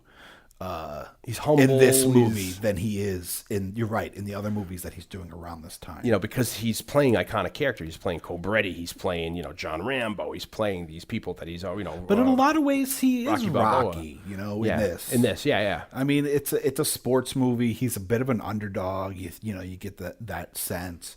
I mean, he's a working man. You know, he's definitely probably killing himself doing these long blue hauls. Collar, or lower class, and especially in comparison to Robert Loggia's character, and other people. So I mean, he is like the normal working guy. And even at the time, he's probably not even if he's got an auto car that's 20 years old. He doesn't have a top of the line truck. He ain't driving around like a Peterbilt or whatever it was, like Snowman's driving and Smoking the Bandit. Yeah. So maybe this is all, like I said, he can afford. So he's barely keeping money to make ends meet, and so he's homeless. I mean, apparently, you don't get any sense that he actually owns or rents. Like a house, like an apartment or anything. It seems like this is what he does. He needs like a little dog like Fred. He needs like a little like hound dog or something. This truck is all he really has. Yeah. So when he later sells it to bet on himself. Yeah. To let it all ride on himself. It's like he's really betting everything that he has. His livelihood, his everything. It's like it's the only thing that we as an audience can put together that he owns. I mean, it's really his only possession. Yeah. It's his entire existence is this truck. And he's gonna let the whole thing ride. And it's his livelihood too. It's not like his house where he's mortgaging his house. This truck is the only way he's able to make more money. Yeah, because he needs it to be able to, pull some cargo and stuff like that, haul some freight. So then after that, we don't want to go through this beat by beat, but then he calms the kid down. He goes to like a roadhouse, and this is funny in this roadhouse where it's he's like, there's a great place that does steaks down the road. We'll go get something to eat. Stallone says this to the kid. They get to the house. Everybody knows Stallone, and then I like how the kid's like a smart ass, and he's very ahead of his time, talking about calorie counts, and all that, which is everybody. For a guy that works out, you really don't know much about diet. Yeah, which is everybody's into today, where he's like, if you're going to be eating like that, you know how many calories? 1,000 calories. Fried chicken dinner with with mashed potatoes. Fat. It's gonna be 1,000 calories. You need to get something like tuna fish salad, and so I love that the kid's like counting calories and all that, and he's being a health nut, and then Stallone gets egged on to get into, and I love that they come up to him, and it's just so like 80s, like, and you again, go? yeah. One thing I do want to point out, and I don't think it is the same location, but if you look at the diner scene or like the counter and everything, aside from like the second room that they go into, have the in my memory, and I could be completely wrong, it looks exactly like the drive-in or the truck stop in Duel. Okay. That he gets out and he comes in and he's looking at all the people that's sitting at the counter, like, who's the guy, who's the trucker? Yeah, try to find out who the guy's following him. And I wonder, I don't know now, but that might be an auto car too, that the truck in Duel, but that's aside. I'm probably wrong with that, but it might be an auto car as well. But then all of a sudden he agrees to, and then the kid's like, what the fuck are you doing? You're with me. He's just this. And He's got to like, make time to go to work. Yeah, and then we realize that he isn't making ends meet probably with the truck. So I'm sure to a certain degree he enjoys it, but he has to go do this side job, which is arm wrestling. Yeah. Supplementing his income. Yeah, by doing this, and then and suddenly we get into this. All of a sudden, this truck stop. Everybody stops what they're doing, and then they cue up that there's two lines on either side. I love it. And then all of a sudden, it's like he's entering a ring, and you're going down, and there's money being thrown around. There's people screaming and a bunch yelling. of Asian guys. Yeah, he's like Mickey Mouse, Mickey Mouse, 2 bullets, Mickey Mouse. People are smoking, taking bets. And there's people. There was like screaming, and they're like, like the one guy like, tell him smash it. Like people like yelling and screaming and yelling. And a lot of the ADR in this movie is pretty great. It's comic gold. Just like the voices that you hear in the background of what's going on. Like there's a lot of people like, yeah, do it, yeah, fuck them, And then like they walk up to the table, and then the guy he's about to arm wrestle. There's another thing that happens in this movie where he's getting slapped repeatedly. Yeah. And I guess we have the Lori Cole, who's the real professional female arm wrestler, and who we mentioned earlier from this article. That we're going to post on our website. I think she has a couple cameos. She might be the female arm wrestler you see in the movie later on at the tournament. She talks about that before she arm wrestles somebody, that's what they would do. They would like they would take a stick and like beat it over your back, and then they'd slap the shit out of your face, and that would get you just pumped up, I guess, because. Yeah. To get into the ins and outs of this, I had met a guy at a bar one night, Rudy's in New Haven, and I was talking to this guy, and we were kind of drunk, and he told me he's a professional arm wrestler, and he was my age, and he was my physique, and I quickly realized it's not really about muscle so much; it's about your forearm strength and your biceps, but it's all about technique and timing, and mind over matter. It's all about you having to psych yourself up, and they talk about it again in this article that when you get into the zone, you have to mentally prepare that, okay, I'm going to do this, and it's really a head game of you have to psych these people out. That's why you get like I love when these people are like yelling at them like, you're mine, you're mine. Well, yeah, I mean that's that's the way in a lot of. I mean that's why. In competitive sports, especially competitive sports, but especially the ones like boxing, and wrestling, and obviously professional wrestling, but like the amateur Olympic wrestling or mixed martial arts. I mean, that's why a lot of these guys do that, because if you for 1 second feel like you could lose, it could sway the whole thing. Like you could, and you spend a lot of this time, obviously not arm wrestling, but things like boxing, when you have trainers and stuff, they sit there and they feed you this all the time. You're the best. You're the champ. Because you can't have doubt in your mind. So at one point, to me, it is unbelievable for Stallone of a smaller stature to be going up against some of these guys. But on the other hand, it is kind of believable because it doesn't really matter about size. It's just you have to know. It's like a martial art. If you know how to throw a guy, it doesn't matter how big you are. You just use that guy's power against him. So it is a matter of being able to get somebody off guard or using your whole body instead of just your arm.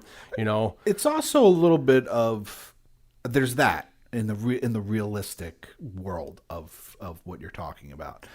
But in terms of like the cinematic, dramatic world of what we're talking about, having Stallone play that character is kind of a brilliant stroke of casting, in that as a viewer we have a predisposition of having Stallone be the underdog, rising to the occasion. It's like when we haven't done it on the show yet, and I know this one we will get to at some point, because a movie that you and I both have a huge affinity and love for is the 1978 remake of Invasion of the Body Snatchers. Yeah. And I always talk about like the casting of Leonard Nimoy and that character Brilliant. is amazing. Yeah. Because because of the Spock connection, and we'll get into that later. Yeah. But sometimes casting is everything. And I'm not saying casting is everything in this movie, but it certainly helps as a viewer that we can extend our disbelief a little bit. Yeah. To say like, okay, Stallone can overcome not just Lincoln Hawk, but Stallone can overcome these impossible odds. I mean, even we've seen him do it before. We talked about the guy that they were going to pair him up with, the guy named Clive. I forget the gentleman's last name. Maybe Clive Dean. I mean, how big he was. But in real life, the guy who Stallone kind of modeled his character off during this time period of Hawk, John Berzek, who ended up winning the contest, doesn't look very much different physique-wise than Stallone. Yeah. He's kind of like a sinewy kind of a guy that's just jacked, but he doesn't look like Lou Ferrigno, or he's not as big as these other guys that we see in the movie. So it is semi-believable for him, on the other hand, to be able to do this feat as long as it's all mine. It's like that's the other thing I always remember from this movie growing up is it's like a turn of the hat. Yeah. You know, I always remember him turning that hat. Well, that's another instance, that interview with Stallone where He lets you in near the end of what him psyching himself but up. He's also so natural in that scene. He's like, I don't know, it's like there's another person. Yeah. Like just his performance in those interviews is great. So they Gollum and Glottis hounded him for how many years? For a long time to be in a movie and to do this movie. I guess is Cobra canon? I don't remember. I believe Cobra is canon. He set up there was a deal where he did a couple of canon movies, and I think Cobra was one of them. So they were asking him to do this movie and finally he said yes, I'll do it, because he thought nobody would see it, and they paid him like a reported $12 million, which for like 1986 is ridiculous. Like 86, 87 was a lot of money. I think he might have been the most, at that time, maybe to that date, the most paid actor for a role. And I mean, the film's budget ended up being something like $25 million, and 12 of that went to Stallone's thing, as well as you think about how much money they were dropping on all these exhibitions. So, which we could talk about. A lot of things that I think critics at the time kind of trashed this movie for was the amount of product placement. Yeah. And come to lo and behold, a reason why a lot of this product placement exists is because that's largely how they actually paid for a lot of the tournaments that we were talking about earlier. The qualifiers, and all over the world, and then the ultimate over the top is that's why there's so much product placement. Just like sports today, if you watch a hockey game, you're going to see all along the boards of the hockey rink. Yeah.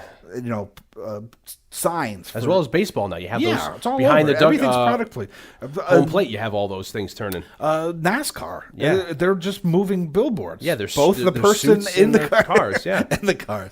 So that's why there's so much like Alka-Seltzer. There's a lot of product placement. Budweiser, especially inside the tournament, but even outside the tournaments, because that's how they paid to have the tournaments exist in the first place, was through all the sponsorship, which ends up within the concept of the movie being product placement. And not only were these companies motivated to sponsor these events because of the events, they were motivated to sponsor the events because of the possible product placement within the movie. Yeah, and it kind of sometimes looks realistic where you have him hauling Brute or other things, or so it's not completely out of the norm because he's a trucker, say. You do have, these are the items he's bringing, or when you get to Vegas, there's scenes when they're at the tournament and the kid's running away from the bodyguards at the end. He runs into like a hall, and that's kind of realistic where there's a Duracell, little kiosk set up or all these different things because of where they are in Vegas. So it becomes realistic. So, we first see him do this match at this truck stop, and he wins the match, and it's and it gives you kind of a setup of what this world is like. And then we first meet Bull Hurley comes out of the other side. What you doing with that guy? Yeah, it's like, oh my God, I didn't know what was going to happen to the kid. Yeah. But then it's like Hurley, Stallone must be known not only as a legendary trucker, and they know each other. Yeah, he must be known on the circuit as a really good arm wrestler because Hurley's like, and I feel that's a little like shitty for him to want to challenge him right then because he could. He just did it. I just did it. How do you know I'm gonna? You're fresh. I just had an arm wrestling match 3 minutes ago. And then you want me to? And he's like, "We'll wait for Vegas. We'll wait for Vegas." And the guy's like, "You're a put." He's like, "So it's too bad." What did you say to his son? He's like, "Too bad your dad's yellow." And he walks away, and it's like, "My dad ain't yellow. He just did it." You know, give him a couple of minutes to fucking calm down. Yeah, my look Relax. at this. It's all unconscious movement. My muscles are just going. So then we leave, and they have the first night they're driving, and it's like they stop, and they're like, we should stop for the night, and they're going to go to bed together. Where's the hotel? And he's like, no, we're going to sleep in the cab. And then I found that again, it gets to the aspect of nowadays looking at a movie from with the sadly people our mindset today where it becomes really weird where he's like, you can use my my arm if you want. I didn't read any of that. Because for me, it's the whole Bert and Ernie thing nowadays, or Abbott and Costello, where two guys can't live together because it's gay, and it's like, why can't two heterosexuals just, like in the old days, people, if you couldn't afford anything, you rent a room together. I got it during when he runs across the highway we were talking about earlier. But I can see I can see it was a little. But for me, it was like, you can come over here if you want to, and it's like he's like, I don't want, and he's like, you can use my arm. To me, it was just like this guy. Yeah, just trying to bond with his kid. Yeah, he wants his kid to. And then him. But it was really cute because then in the next morning, it's like Stallone's leaning on the kid. It's like it's like, oh, which again was like a nice little. Yeah.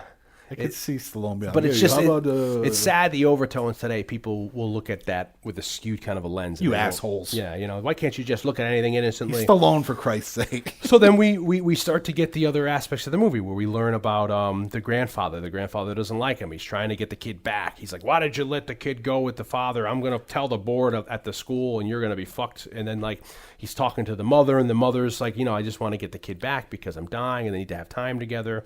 And they bond because the Stallone lets him drive the truck, which is hilarious. His little scene where he lets the kid take the truck out on the road.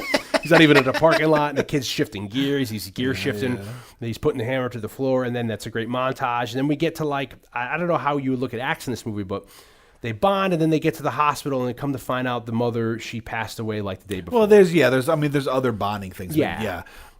So they do bond. They finally get to the hospital. And you're right. Then they find out that were they fucking around a little bit too, and that's what the kid was like. If I weren't fucking around with you the day before, fucking. Well, I don't know if they were really fucking. I thought they around. were. Well, then you also see the morning. I think he was just like, had I just taken a fucking plane. Yeah, I would have got here in time. Yeah, because if you look at what's his face in it, he's flying. He's there where the first scene he's at.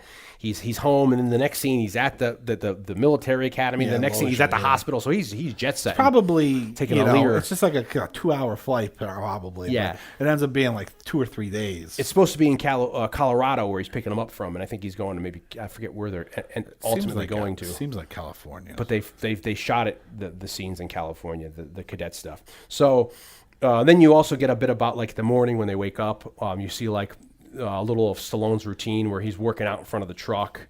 That's how he's able to stay fit. And then they also have he has this great thing set up in the truck where he's able to work out his right arm all the time. He's got a weight that he's worked up in the truck, which is really cool. And this is how he keeps his arm fit while he's driving. It also helps the monotony of it, I guess, with the radio. Yeah. So, I mean, we do get they actually do a pretty good job of setting up, the world that Stallone lives in, the world that this movie's taking place in, the connection of how a boy and his father that he's never known really can bond within a couple of days. I don't think it ever feels totally forced. It seems realistic, maybe not realistic, but it seems believable. You can definitely go with it as a viewer. Of course. But yeah, when we get to the big turning point of the movie, is like Dion said, we get to the hospital, we find out that the mother died. Yeah, Susan Blakely's passed away and the before. Kid runs away. He gets so upset. He's like, I could have took a fucking plane and got here. Yeah, he's like, I was like you said, I'm fucking been dicking around with you for 2 days. I could have got to see my mom before she died. Yeah. And it is fucking heartbreaking. Yeah, it's heartbreaking. And it's also heartbreaking for Stallone. Stallone's reaction to when the doctor tells him is great. I mean, it's all in the eyes, and then it's because he processes it himself, and then realizes that the kid has to process it. Yeah. So it's he's shocked by it, and he has that initial reaction that he would have from it, because clearly he didn't leave this woman because he didn't love her. Yeah. And that they've had some kind of relationship over the years. And then he realizes oh fuck, the kid. And then you see the kid react. The kid runs out. He's got to run after the kid again. And then the kid's good in this scene. No, he's good in the whole movie, I think. But that's probably because they got a great kid. We talked about a couple weeks ago with something that the kid was the linchpin in the movie. if you didn't get a good kid to do the role, the movie would have been terrible. And this is a thing here where he's a seasoned actor. He's a character actor, the kid. Getting all this voice work, so he's used to emoting properly. So he hits all the right stops in this. He runs away from Stallone. He gets into the grandfather's limo. He gets into a cab. Oh, he just takes off. And he goes to the grandfather's house. Some cab driver's like, all right, I'll take you wherever you're going. And then... but it's a great dramatic scene. Yeah, and then he leaves Stallone, and Stallone's like heartbroken, and then Stallone goes to see the kid, right? And the kid, and they were like, no, we won't let you see him. He goes the gate at the big mansion, and the mansion is also the mansion that doubled for the Clampetts in the show, the Beverly Hillbillies. Yeah, which is pretty cool for those people. Texas tea. Yeah, black. It's the Beverly Hills house from the Beverly Hills Billies, Beverly Hill Billies. And then they won't let him in. And that bodyguard, there's 2 bodyguards in the movie. That are what's his face is the grandfather's bodyguards, and one of them with the mustache. He's very in familiar. everything. Yeah, he's there's so many of these people. I think in this he was movie. in Hard Target. Yeah, he's probably he's one of those guys that was like a stuntman actor that was in every movie that we grew up. And he's watching. the guy that at the end Stallone pushes when they're in the presidential suite in Vegas. He pushes them through. No, that's Terry Funk. Okay, that's the one I'm saying. That I see him and Terry Funk's inside the house when he gets there. The guy at the gate is another guy with a mustache that is so recognizable. Is he the same guy that's running after the kid at the end in the when he sees the kid? There's the one actor when the kid comes into the tournament and he's like, Dad, and then the guy runs in and sees him. That guy's in everything. Yeah. That heavier guy with the mustache. Yeah. He's in. That's the guy at the gate. Yeah, Terry Funk was a professional wrestler. Yeah. Who's in some stuff. The only thing that my biggest memory of Terry Funk is if you watch that documentary that was made now fucking 15, 17 years ago. Oh, the mat? Beyond the Mat or Beyond whatever. the Mat, yeah. And it follows like Jake the Snake Roberts and through his like crack addiction. And Terry Funk is in, I believe it's Terry Funk. He's in that. And there's a scene where he's in the doctor's and the doctor's like, you have no cartilage in between, like in your knees. Like, I don't even know how you can walk. Oh my God. I haven't seen that movie in so many years. But so there's a lot of people you see that are, you recognize them, There's another guy that's like, I recognize a taller guy who's like olive skinned with a mustache, and he's in a couple Italian mob movies. He might be like in Bronx Tale or something. He's one of those like guys. So they won't let Stallone in see the kid. So Stallone's like, all right, I'll be back. And Stallone takes his auto car and just smashes right through the fucking gate, goes over the freaking fountain. Yeah, it's like, you really just needed to go through the gate. Yeah, but he just keeps going, takes out the fountain, and then he rams it into the front door of the house. Yeah, and he probably messes the whole front of the foundation of the house up. That's going to cost a lot of fucking money. I mean, it's not a car. You have a freaking semi that you can afford it. And then he comes in, and then he's tackled, and the kid sees it, and the cops come. Yeah, and it's all they arrest him, and he goes to jail, and then that montage. You're right to remain silent. He's like, so then they bring him into the police station. Then it's like another low point where he's like stuck in jail. He's lost his estranged wife that he was trying to get back. He's lost his kid. And then Lozier's manservant assistant comes and is like, listen, we'll drop all charges if you sign away your rights to the kid. We want to raise the kid. Well, that's the thing is. Stallone's like, no, I won't. As the father, even though Lozier was the one that raised him, as his actual biological father, the next of kin. Yeah, like he actually has custody when the mother dies. Yeah. Of him. So Lozier doesn't want him to have custody. So they make basically this bargain. Like, first he won't do it, but then he's like, well, the kid doesn't want to see either, and he brings the kid in. And he's like, Mike, you sure? And he's like, fuck you. No, the kid is more sympathetic. Yeah, he's very sympathetic, yeah. The kid's actually not mad at him. Yeah. He's just like, I just don't, like, this is the world I know. Like, I don't, what are we going to do? You don't even have a house. Yeah. Where? Like, sleep in your truck the rest of your life? And he's like, yeah, I guess you're right. There's a lot of really good things about this movie. I understand. But that gets sad, though, because then you start thinking, and then so for me, Stallone understands the kid. He's like, you're right. What do I have going for me? You'd be raised much better with your grandfather. Yeah. So yeah, I mean, Stallone ultimately, I don't think Stallone doesn't sign over custody for his own benefit to get out of jail. And so they won't press charges on all Like the damage. that's not his. The kid makes sense. Stallone's like he wants what's best for his son, and even though he wants to be with his son, like I think he recognizes that one, the kid's right. Two, if the kid doesn't want to come with me, like you're not gonna force him. I can't force him, and he's not that kind of a guy, and he will have a better life with Loja. And, unfortunately, it's like if he was with what Loja doesn't understand is that if the kid went with Stallone, he wouldn't be cut out of Loja's life. Yeah, like I don't think Stallone would have been like, you can't see your grandfather anymore. But if the kid, but if the kid goes with Loja, there's no way Stallone's ever going to see him again. And I think Loja looks at it like he's looking at it like that the kid's a paycheck for him. For some reason, he thinks the guy's like Stallone's like a gold digger. Yeah. He's like, because he says that to him later. He's like, you think he's gonna be he's your silver, whatever, your whatever. I forget, what I'm talking about. He's like he's your meal ticket. You think he's gonna be your fucking meal ticket? Well, he isn't. I'm giving you this whole new. So I think there's a lot of prejudging here. Loja shouldn't be judging so much. Fuck Loja in this movie. Calm down, Blake. He's getting up. So Stallone. Despicable. Stallone ends up, like you're right, signs the stuff away, and then luckily he's able to get his truck back, and his truck's all banged up. And then there's like that part where Stallone leaves, and he's back on the road, and he's just working at his arm thing in the truck, and like you feel so bad for him because if anybody else was in that situation, like we can think of ourselves in that, it's like so devastating that you lost your estranged wife, you lost your son, you have nothing going for you now. You're only going to this tournament just to try to get a new truck and to make it. He has to then hawk the truck to get the money to bet on himself to win.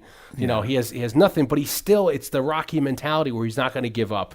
He needs a new truck, but he also has dreams with like the $100,000, like starting his own trucking business. So that maybe he doesn't have to drive all the time. Yeah, but he's like, he's not going and getting hammered in a bar. No. Woe is me, that kind of a thing. His like eyes on the prize. He has to keep focused no matter how horrible. He just lost his wife. He just lost his son. That's the thing. It's like we see that he goes to the funeral. He's clearly not welcomed. But then there's this scene I believe it's after the funeral where like the sun's setting and he's parked next to the water and he's just like sitting on the back of the truck. Yeah, thinking. And if you look, it's like, man, you're getting pretty close to the edge there.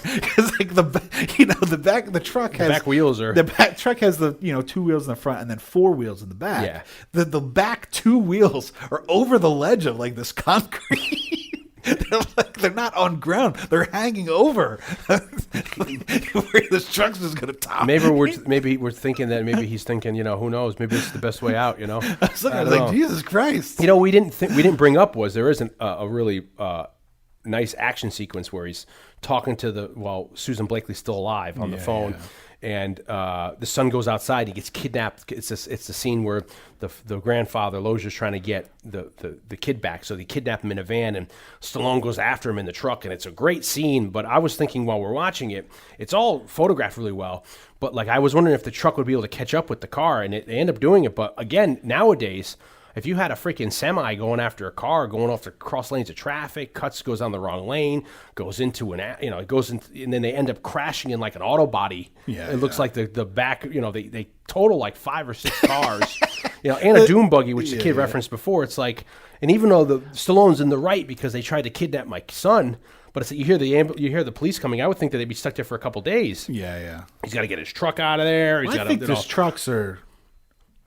I mean, those trucks without hauling anything, because I don't think he was hauling anything at that point. He wasn't. It was just a cab. So, I mean, I think it's totally believable that he could. I mean, those things. Oh, those will haul ass. Yeah. Once he gets up, I'm sure he's got like the other guy's driving like a V4 or something. Yeah, I mean, he was like in a big pickup or something, and once Stallone gets that thing up into like the 10th or 11th gear. But you're right. It is. It's a great action sequence. I'm a sucker. I've always said I'm a sucker for trucks, and that's why I have an affinity for like. Yeah, when we did Smokey and the Bandit, Dion revealed that when he was little, that's all. Yeah, he wanted to be a trucker. Yeah, when I'm like 5, I was like, I want to be when I grow up. So I was going. You were going to the library and photocopying werewolves. I was going to the library and photocopying like Mack and Peterbilt trucks. Speaking of werewolves, quick shout out to Rick Zemwalt, who played Bull Hurley. We were talking about. After this. He's the main antagonist in terms of the arm wrestling world of this movie. After this, he went on to act in other things, a lot of television stuff, including Your Werewolf show? An episode of Werewolf. Nice. Look at it. It all comes around at us. It's this podcast is connected to everything. Yeah, he was great. He ended up passing away, but he had a big career after this, and he kept the look that it's like Telly Savalas shaving his head. The biggest thing he did was he was Pontius Pilate. He was one of Penguin's henchmen in Batman Returns. Oh, he's the guy that Penguin. He was like the strong man of the circus. You're right. I forgot about that. I mean, that's like the biggest thing he did. The rest was a lot of television, 80s television. Yeah, which he was probably very memorable looking at him, and but it's sadly forgettable. But so the truck. So I have a huge affinity for seeing trucks. Like remember Terminator 2 when T-1000 jumps in that cab and goes after John Connor. Like I love sequences like that. Yeah, what the hell is that? Oh, it's me. Trucks. Mack trucks. Oh, it's a Peterbilt. Oh, it's a Freightliner. Oh, yeah. Trucks. But, what are you doing over there? Nothing. I'm tired now. This is getting dirty. So I love that sequence of the truck going after. But you're right. He probably could catch up with him. But it's funny. They're just the 80s mentality where who cares who they end up hurting to get in the way. But it's well, the fact that he's like, what the hell? Like after because the truck crosses 4 lanes of traffic, goes into incoming traffic, and there's it's all those people in the 80s who just their cars swerve out of the way. They look and then they just drive away. No one stops. It's the 80s. Yeah, no one stops. They all they hit into each other. There's all big collisions and fender benders, and they just all drive away every day. Yeah. Back in those days. Yeah. For me, like the kind of funny thing about that scene is after he gets the kid back and he's yelling to the guy, "You tell him he's coming with me. I'm not giving him up," kind of thing. And the kid's like, "Who the hell are those guys?" He's like, "You better ask your grandfather about that." He's like, "All right." Yeah, he didn't even care at the time. He's like, "Yeah, okay." Even though he was just kidnapped.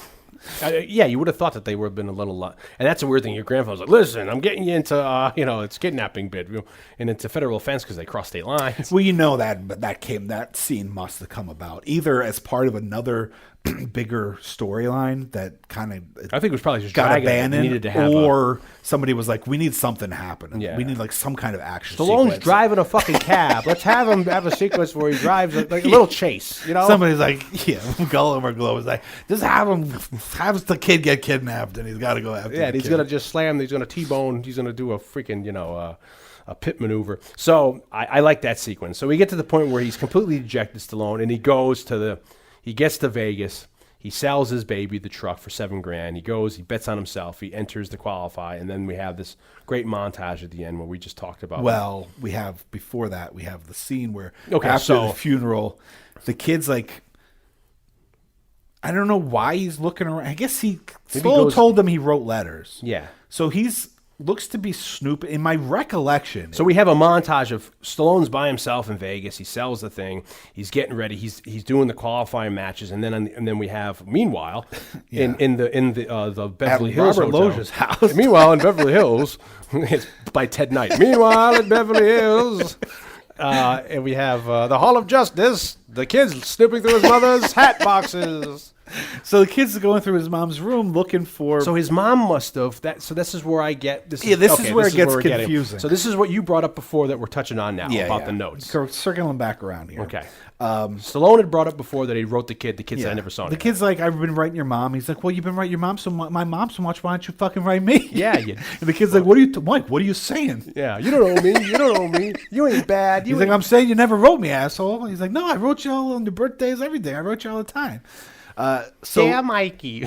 So Mr. Roberts. So we have this montage. So this is in the kid's head, obviously. The kid's looking through the mom's stuff or something. Yeah. So he ends up finding all these letters. Yeah, like a shoebox or a hat box. Yeah, it was. Yeah, or like pulls them out of like handbags or something that were hidden away in a drawer. And first we start seeing it's addressed to the mom, and then then there's like one letter addressed to Mike. Well, I would assume maybe when the kid got old enough. Yeah, Stallone's going to start. He's old enough to read. I'll start addressing him. So then he starts seeing Mike, and then he pulls the mic out. Yeah, and it's all like very because that's where it gets a little confusing. And it's my recollection of the movie is that like fucking Loja's been hiding. It was one of those like weird movie, cliches where like Loja's been withholding the letters the whole time. Yeah, but like. He didn't just throw them away. He's keeping them for some reason so that the kid can find them and fucking hate his grandfather. But that's not it at all. That's not my memory of this movie was completely wrong. It wasn't Loja hiding the letters presumably, unless there are all these other letters, because really you only see evidence of one letter if you really look at it carefully. But like, wait, the mom's withholding the letter? Susan Blakely's the one that, because they were in her closet. Yeah. Like, So wait, so the mom's not giving him letters? Like, what? Yeah, so that's There's a little So then weird that's why, like, loophole there. what's his face? Like, I'm not the bad guy here. Because at the end of it, he kind of does. So we're near the end of the finale. Stallone gets through the qualifiers. He's like in the top 4, top 8, and then. Well, anyway, I mean, before we get to no, I'm not getting to that. I'm just saying. So the bodyguard comes down. What's his face? And says, "Hey, Terry Funk." Yeah. He says, "What's his face wants to see you." Loja wants to see you. Loja wants to see you up at the presidential suite. He goes, I'll go. He goes upstairs, and when they go out on the balcony, that's when you realize Loja isn't really a bad guy. He's like, listen, we don't have to be enemies. And Still's like, that's what I've been fucking saying. For fucking 13 years, I've been telling you this. That happened 2 weeks ago. And he says the. Well, that's what. Yeah, it also reveals. It's like, well, you ran out on the kid. He's like, you did it. Yeah, you did like, it. you were tearing us apart. Yeah, and then he said, he's like, I kept cutting up. You kept pulling me back in. Hoo-ah! He's got a great ass, and you have your head way up in it. When I think of women's asses, it becomes played by Pacino. It's two Pacinos arguing in a with car. That was always our joke. It was going to be Pacino's. We're going to have a movie where dueling Pacinos. Yeah, in a road trip car. Hoo-ah! Ah! I'm reloaded. Okay, come on in here, motherfuckers. So you realize Loja isn't that bad of a guy because he says, "Hey, come look over the edge," and he pushes him. Down there, look closer. You gotta lean over. Hey, there's no beer in here, man. Just stick down your head down a little more. Stick your head down a little more. Don't worry. And then he slits his throat. He goes, "Your boss is dead, and so are you." And that's the end of it. That's how it ended. Then there's no tournament. Oh, man. But he looks down and he's going off the rails. There's a truck down there, and it looks like you see that truck over there in the distance. He's like, you see that one? No, not that one. The other one. That one over there. No, not that one. No. Right to right. Where? You see the woman here? See the pool? Past her. Where? See the pool? Past her. Over here. You see the sign? The flamingos. I don't see it. I go a little. Okay, look. Okay, you see the Sbarro okay, sign? 12 o'clock. 1 o'clock. Right there. You see? Oh, okay. I got you. Yeah, okay. So he says that truck could be yours with the cab, and it's like it's worth this truck that these can win is at $250,000. That truck's like $500,000. He's like, here's the truck, here's the title, and he says something like, I forget. And he gives him $500,000. Yeah, and he's like, and then he says to him like, you want the kid to be your meal ticket the entire life? I'm giving you a meal ticket right now, and. You think about it, I'm sure in a lot of situations, if this was in real life, there will probably be parents. What did I just freaking watch? I just watched that, the Khalif Browder story that happened, the real life thing that we talked about a couple weeks ago. Our friend was a producer of, what this really happened, where the father was nowhere in the kid's life, but then after the kid passes away, the father comes in and tries to get part of the estate. So I could see that, maybe if Stallone was a douche, he was riding the kid for a meal ticket because the kid's connected to the grandfather's family. Mm-hmm. And that could have been a real concern, but he's like, no, I don't. I want to have the kid in my life. I don't need your money, and this is the reason why I'm doing this tournament. So you kind of understand where Loja was coming from.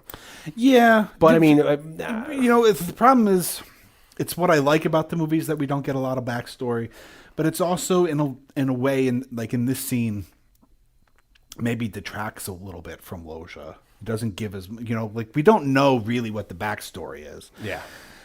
We get the sense that Loja never liked him. Probably was against the marriage to begin with. I'm sure it was a class thing too. Why are you marrying a fucking trucker when you could marry, some? And we get the sense that maybe that was Loja that maybe kind of drove Stallone to finally just fucking give up and leave.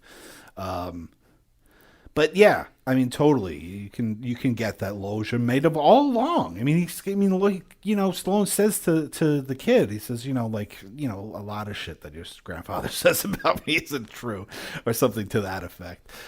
So we don't really know the story, and at the end of the day, it doesn't really matter. No, I mean, we get that. We said Stallone kind of plays this character. I was going to say brilliantly. I don't think brilliantly is the word, but. It's very nuanced. Well, he gives a really great performance, and in typical Stallone fashion, we have a lot of empathy and a lot of sympathy for him. That, in a lot of ways, is Stallone's biggest strength. I was saying that he has heart, but part of that heart that he brings to these characters is why we connect with him as an audience member so strongly, in a way that I feel like a lot of the quote-unquote action guys of his generation we don't connect with in the same way. I'm not going to say that we don't connect with them as much. We just don't connect with Chuck Norris or Van Damme or Steven Seagal or even Schwarzenegger or Bruce Willis in the same kind of way, for me anyway. Yeah. That you connect with Stallone in a lot of these Well, I feel like movies. it's a combination of how they present themselves. We certainly know in Stallone's upbringing the hard time he got to getting into the film business and having to sell his dog because he couldn't feed it, and then sleeping in the Port Authority in New York City because he didn't have a place to sleep, and just trying to make it. And finally, when he made it with the Rocky, so you understand that he was that guy he was Rocky, he was Hawk here, trying to become that guy where he then on the screen he echoes that underdog brilliantly. But then you look at, like, say, a guy like Schwarzenegger, who kind of he came from a different fucking country in the military there, and he did the same kind of rise. He had impossible odds, came here, became a millionaire in real estate before he even started acting. But it's the way he carries himself. Still, that's not making comments. It's also the way they're written, and I think the fact that Stallone rewrites a lot of these have movies. that where Schwarzenegger comes off like you like him maybe because he has such an ego, and that's not a judgment on him. It's just that I think. But even in a movie like Commando, not so much. Yeah, but he has a bravado or a tough guy. He's where also he's cool. like more than human physically, so it's hard to. But I can't really see. I don't remember off the top of my head, at least, a movie where you kind of feel sorry for Schwarzenegger per se. Like, and maybe there is later in life. There's like the recent movies he's been doing, but a lot of the times he was just like he's a super soldier who's gonna fuck shit up, or he's a robot. And that's, again, I'm not in any way it's just judgment call. It's just a different character. Yeah, and like same thing with a Norris. Norris is just a no nonsense guy who doesn't like to be fucked with, and when he gets fucked with, he kills everybody. Same with Seagal or Bronson. So you don't really have the you get like with a Bronson, maybe the reason in that movie why he's doing this, but it's brilliant how Stallone will set these narratives up so that you feel like he is representing the trucker in the world, the boxer and the little guy, to a certain extent. Yeah, I mean, it's part of that kind of like that predisposition I was talking about as an audience, because he's Rocky to us. Yeah, he'll always. I mean, no matter what he's playing, sure, like he became Rambo to us too, but I think as an audience member, especially then, Stallone will always be Rocky to us. But what's brilliant in this movie is you're not saying it's him just playing Rocky in this movie. No, he's not. But yeah, it's the same feelings he emotes that it generates. Yeah, and I think when he rewrites these scripts for himself, often he's writing to his strengths. He knows he's a smart guy. Yeah, I think that's the other thing that I don't think a lot of people give him credit for. Yeah, is that he's extremely well read, extremely well educated. He's a really great director. It's weird you see guys like that. You have, like, I don't mean to cut you off, but you have a Schwarzenegger who, smart because he made millions of real estate. Very savvy businessman. Yeah, Eastwood, different kind of smarts than Stallone. Eastwood knowing how to, he's the one knowing Japanese cinema in the '60s to go do Fistful of Dollars, and into jazz, and then was early on wanting to direct and get into that realm. You have these people who they come across like these, like a one, maybe they're just like a genre guy or an action star, but in real life they're actually pretty nuanced to a certain extent.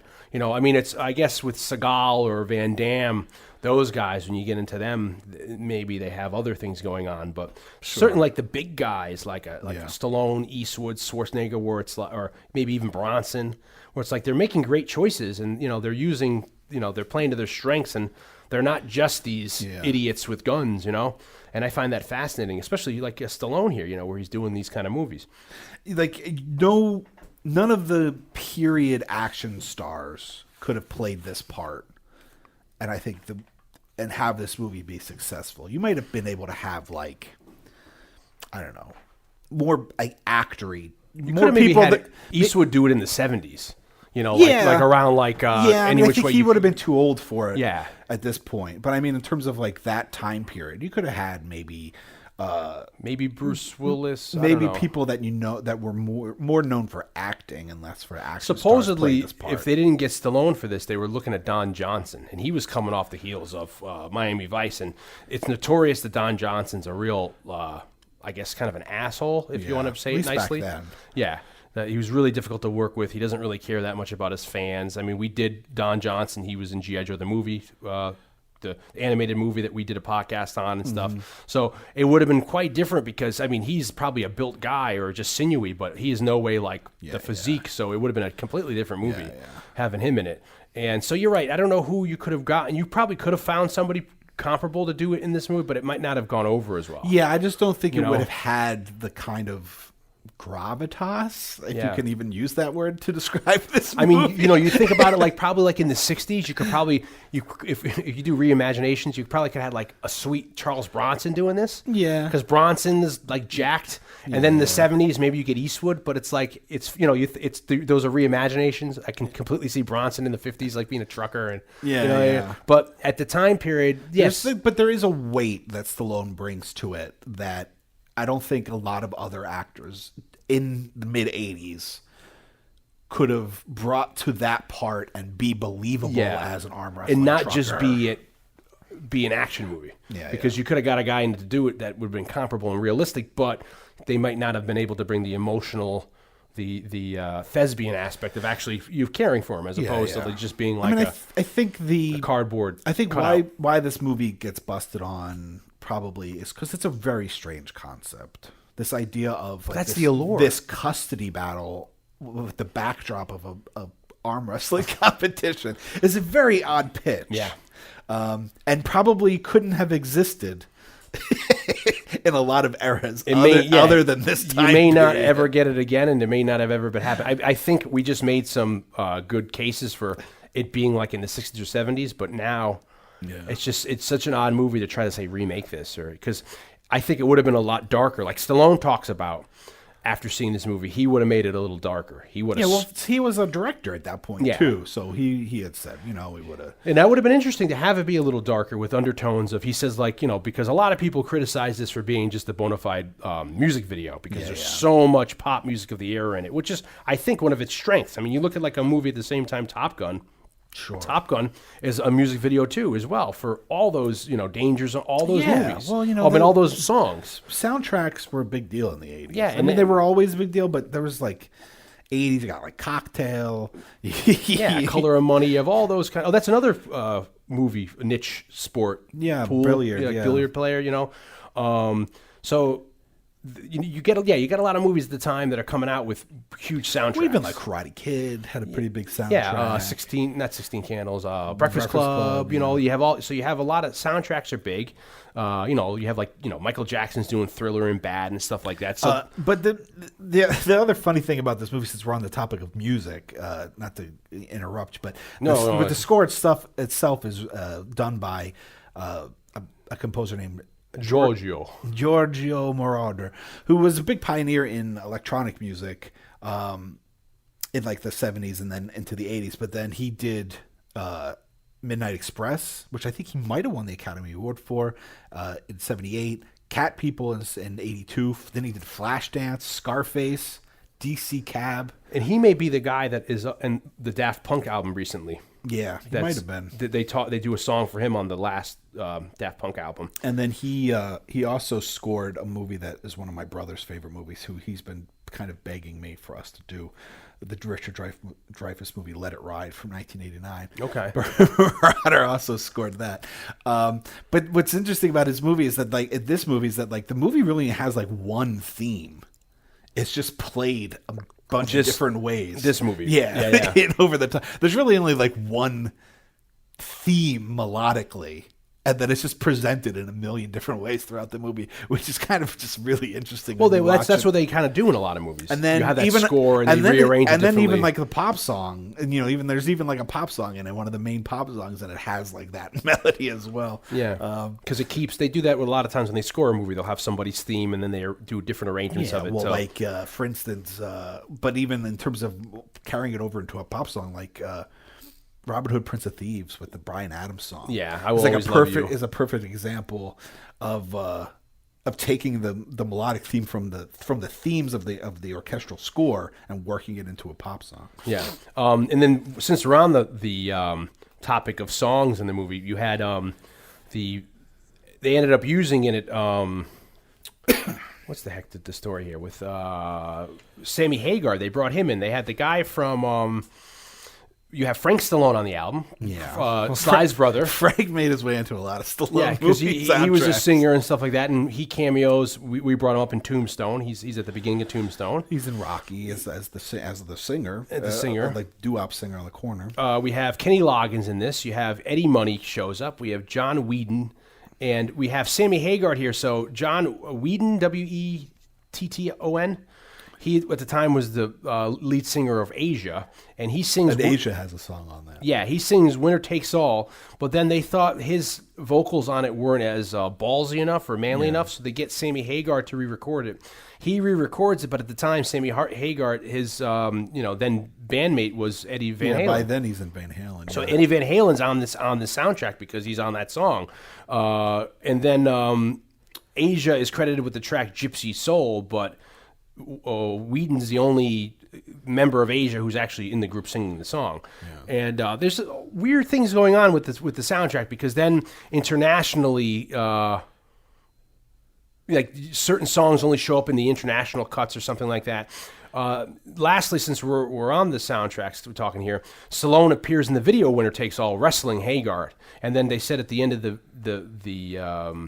Hagar talks about at the end of that shooting, Stallone gave him his hat. They both signed it and they auctioned it off for charity, and it's fetched like $10,000, which is pretty cool. So somebody's got that hat in the world that they did it. But that was one of the gripes about this movie, that it's basically a 2 hour, an hour and a half music video, which I don't agree with, especially because for the time period. Yeah, because we just cited a half a dozen other movies that the same thing's going on, but people like them better, But I understand what Stallone is saying, that if he had done it, he would have scored a little more of it, not have it be pop song after pop song, and made it a little darker where, Just take off some of the sheen of the movie. Yeah, because some of that 80s sheen. Yeah, because you look at the road stop aspects of it and the trucks. I mean, you could have had a really kind of a darker element Slightly going on, grittier, which would have been interesting for him to explore at the time. So, let's see. They also talk about script changes. A lot of people doing the script saying that they thought it wasn't as dumb as the final movie turned out to be, which I don't agree with. They thought, the original scripts were a little darker, so maybe they just made it a little more mainstream canon to get it out there. And then, like we said, there's a lot of different actual arm wrestlers in it that showed up. We said Clive Dean. A whole bunch of people show up in the movie that, if you're in the wrestling world. Alan Fisher, John Berzik, we keep mentioning. And there's a great documentary called Pulling John, 2009, about, I think, John Berzik. And he talks about in that documentary him working on this film. So if you want to go check out a good documentary on arm wrestling and then go check out that 2009 doc called Pulling John. So then the movie ends up coming out, and it ends up only taking in. It comes out fourth that weekend. It comes in number 4 behind. Let's see, what else was out at the time? That thing. It ends up fourth on the weekend behind Mannequin, Outrageous Fortune, and Platoon. That's a hard weekend. Some big hitters, for that time period, especially. And then it ends up taking in. We said it cost, let's see, $25 million to make, and it only takes in $16 million U.S. box office. I'm sure it made a little more money all around the world because it had a bigger appeal. Of course, well, there was even that period we were talking about with Stallone, with the Demolition Man, Assassins, all that stuff. There was this big question of, at that point, Stallone was still one of the highest paid stars in Hollywood, but his movies like Demolition Man, Judge Dredd, they didn't do that well over here. So everybody was like, "Why is he still getting paid that much money?" But it was because those movies were fucking doing gangbusters worldwide. Yeah. Like he was a big box office seller. Yeah, around the world, even though his movies weren't really hits here, they were all everywhere else. Yeah, he was kind of going down slightly in the late 90s into the 2000s. He did that.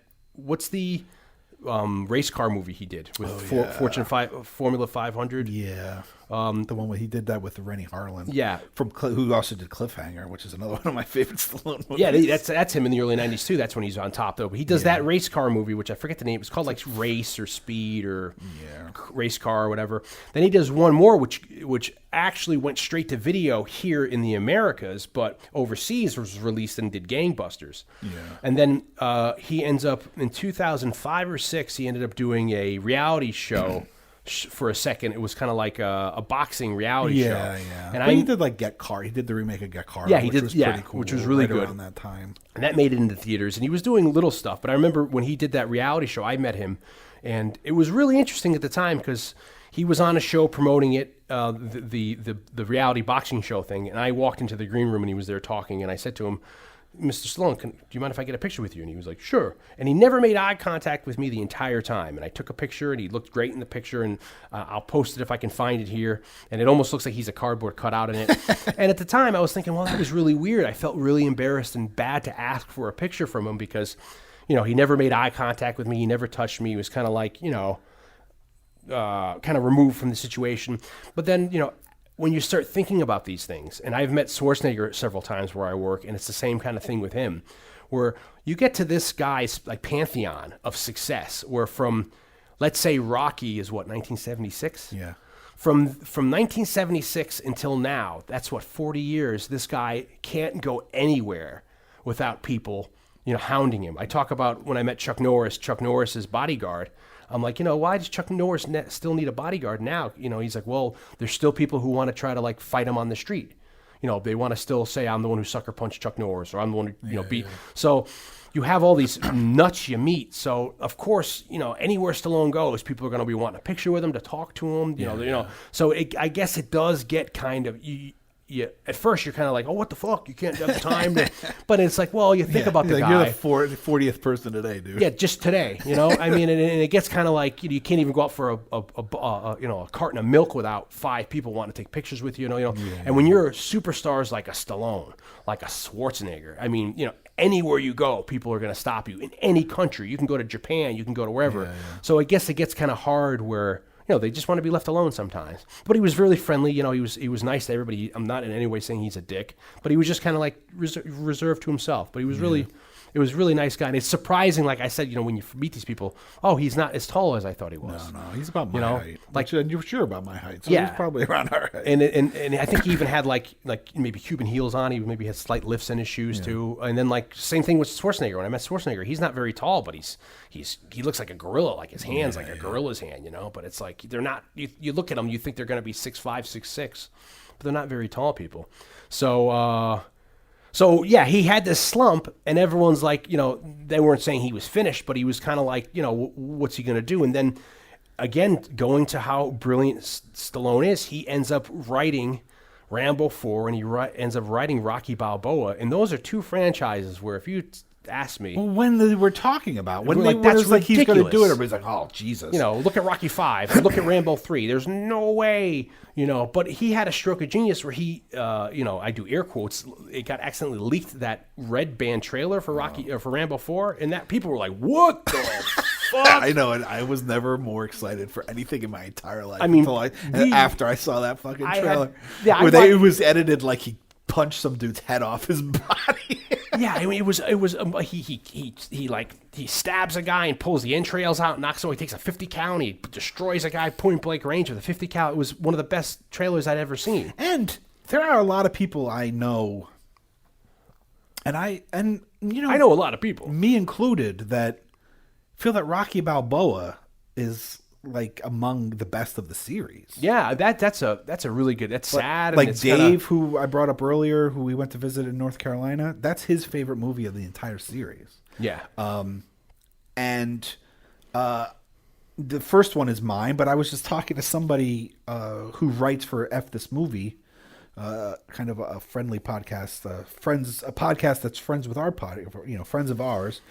He and I were discussing on Twitter Creed, because he actually just wrote something on this movie about Creed, and he and I were talking. His two favorite movies of the series are Rocky Balboa and Creed. I just watched Creed maybe 4 months, and Jesus, I mean that's just it's on all the time. Yeah. On Epix, I watch it every time it's on. And it's not one Stallone wrote. I watched it for like 10 minutes, just I had to turn it off because I was crying. Yeah, it's just, already. It just gets so when you get older, you just don't. It's just, oh my God. I was like, I watched for 10 minutes right in the middle of the movie. I was like, I'm already fucking crying. I can't do this today. Yeah, so I mean, he really came back with those movies. Yeah, I mean, myself, I could take or leave the Expendable movies personally. Yeah, but I think he could have did a little better with those movies. I've never seen them, full disclosure. Yeah, but from what I've heard, it's like they could have been better than they ended up being.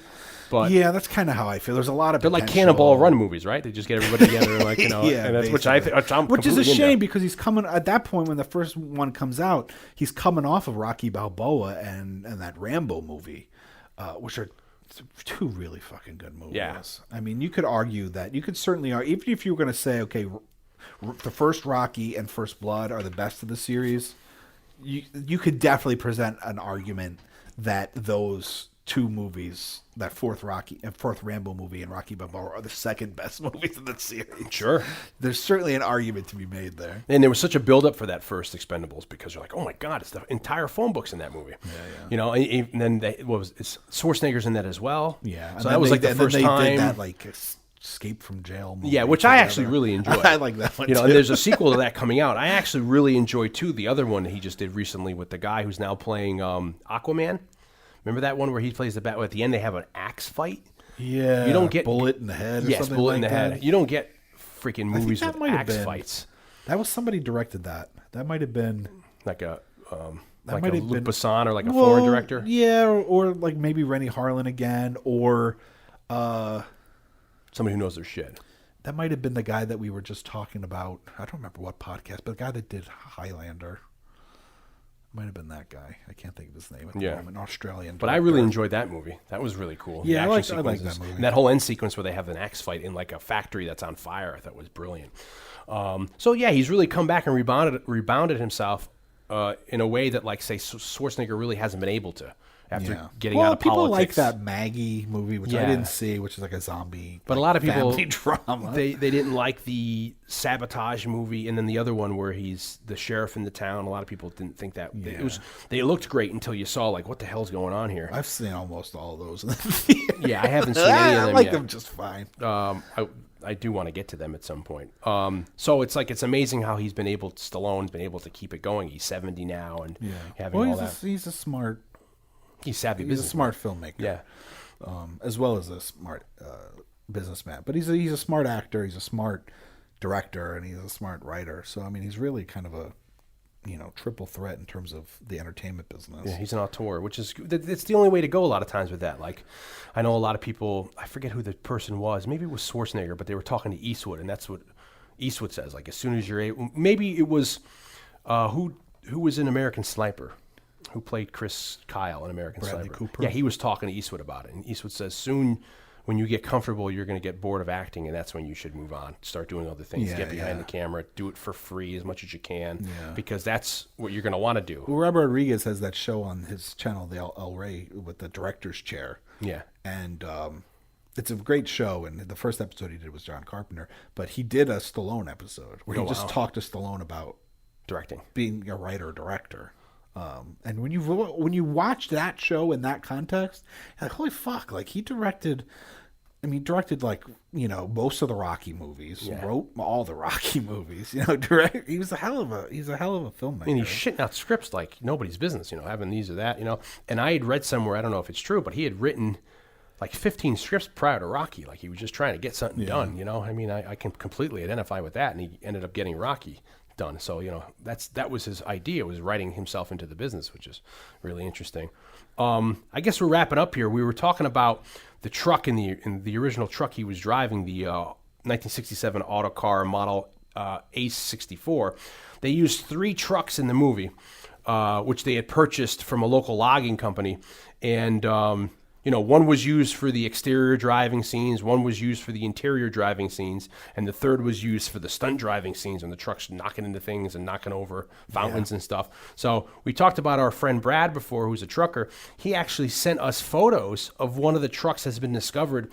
He had met a guy who had purchased the truck, one of them, in 2010, and was planning to restore it.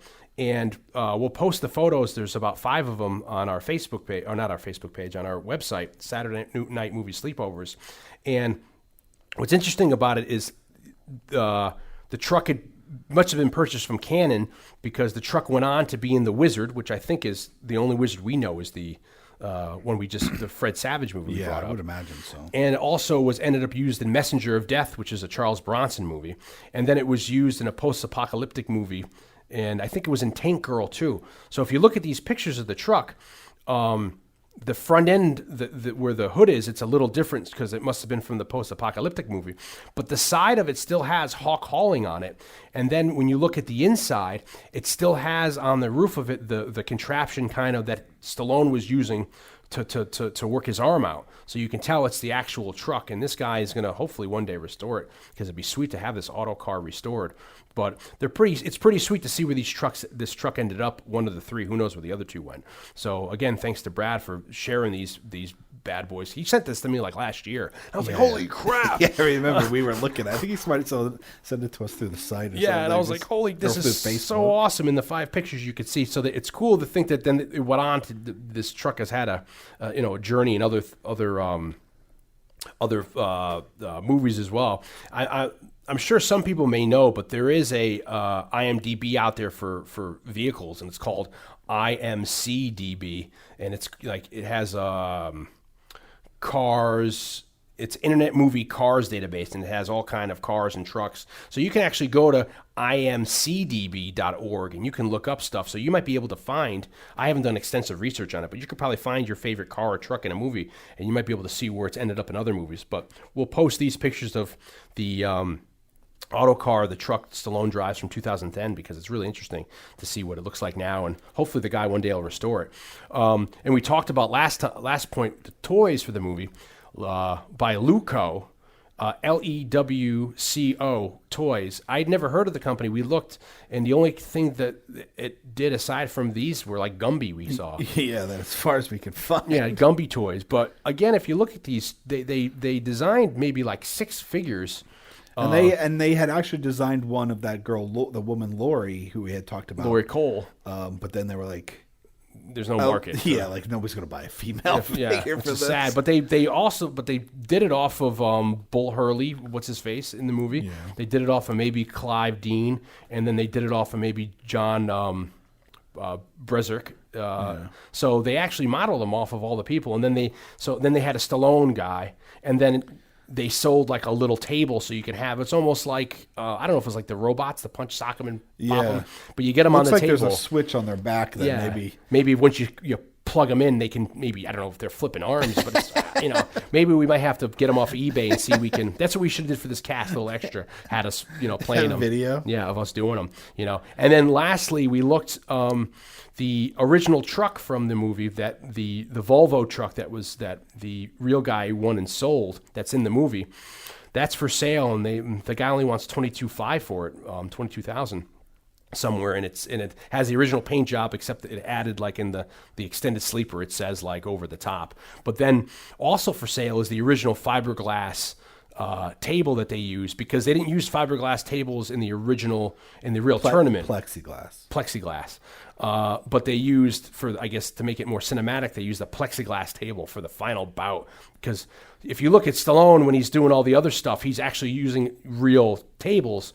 But when they get to the final match that's staged, Stallone is using the plexiglass table, and they want $35,000 for that bad boy. So they want it more than the freaking truck. Yeah, we were going to try to buy that. Yeah, but no bank would let us take a loan out on that. Dion's lefty, I'm righty. Yeah, that's another thing I was thinking through the course of the movie. I'm a lefty. Do I have to? And Stallone's lefty too. Do I have to learn how to I have to learn how to go righty, I guess, for all this shit. Unless there's a lefty class. There's only 3 guys in it. There's 3 guys in the lefty category. Yeah, Dion. So that's all we got here. The movie comes out, and I don't know how it's regarded in the fodder or the canon of Stallone. No pun intended. Well, the only thing I could find in terms of and thanks for reminding me, I did find that there was a readers poll for RollingStone.com. I don't remember when it was from, but apparently they did RollingStone.com did a readers poll of the 10 best Stallone movies, or I guess fan favorite, reader favorites. 10 Stallone movies came in at number 4 out of 10. Out of 10. And so what's it was 3, 2, 1, Rocky. Rocky was number 1, First Blood number 2, Copland number 3, and then Over the Top. Well, I think deservingly so. I mean, going back and actually watching this movie and not having seen it since 87 or 88, I was pleasantly surprised. Not only was I pleasantly surprised, this might now be further viewing for me because, it brought so many memories, and I'm like, this... It's not one of those movies where, like, I'm glad I rewatched it, but who knows when I'll rewatch it again. Yeah. This is one where I think, I want to show the wife. It's totally watchable. It was such a, today, when we watched it, it was such like a gloomy, rainy day. Yeah. On this Saturday that we watched this. And it's like, even though we ended up watching it late at night, I was thinking this is like a perfect like Saturday rainy afternoon movie. Yeah, and then to watch. What Blake and I were going to do is we're going to buy New York and Blaster shirts so we can wear, the New York. He can wear the New York shirt. I'll wear the Blaster shirt. And then that's like one year we're going to do Nighthawks. We're going to dress up where I'm Billy D with the Superman shirt and you're Stallone from Nighthawks. And then the next year we're going to do Smokey and the Bandit where he's the bandit and I'm the snowman. And then this year we're going to do, I don't know if anybody will get this, but I'm wearing Blaster and you're wearing New York shirts and with the hat. I did order the hat, but it didn't come by the time we recorded it. Yeah, because you were going to wear the hat the entire time. Yeah. And you would have flipped it around when we started podcasting. And then when you're done, you turn it back. By the time this actually gets posted, though, I might have it. So then maybe we take will a picture of you with the hat. Have a picture of it, maybe. Yeah. So, sleepover stars? I'd give it 4 buckets of pizza. Yeah, a lot of pizza. At a 5. Yeah. Only because in comparing it to other things that are so sleepover, this is up there. But I feel like there are other ones that are even more so. So that's why I can't give it a full 5. Yeah, I'd give it a solid 4. Yeah, I think for nostalgia for me, this is 4 out of 5, and then the movie is a solid 3.5, 4 out of 5. I mean, it holds up. It's good. I mean, it's good, right? Yeah, of course. Yeah, it's really good. I mean, I hate hearing all these things like it's bad. It's so bad. It's good. It's like, yeah. No, it's good. Yeah, it's not flawless. No, but it does have that like that mid '80s canon sheen. It's good for Stallone at the time, and it's good for Cannon at the time. Yeah. What else? I mean, but this could be the movie. If you go watch that Electric Boogaloo, this could be the movie that really pushed him over the edge. How much money they dumped into this and didn't recoup anything.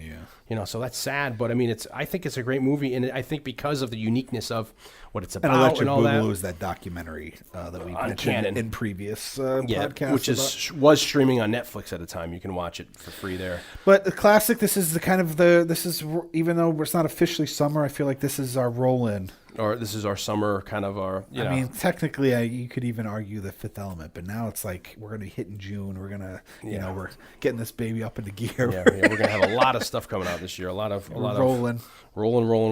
End of school. This was our end of school podcast. Yeah, exactly. We were going to do Weekend at Bernie's 2 or something the other year. We did this. So check us out on Facebook. Check us out on Twitter. Check us out on our real site, Saturday Night Movie Sleepovers. You probably know where to get the podcast by now since you're listening. Tell a friend, like us, share us. Yeah, please rate and review us on iTunes and such. That's actually helpful to us. And and just keep an eye out and go to the regular site. You could see we'll have extras, we'll have pictures, we'll have a link to that really fascinating article, the arm wrestling article that talks about this movie. We'll have a link to the pictures provided to us by Brad T. Thanks again.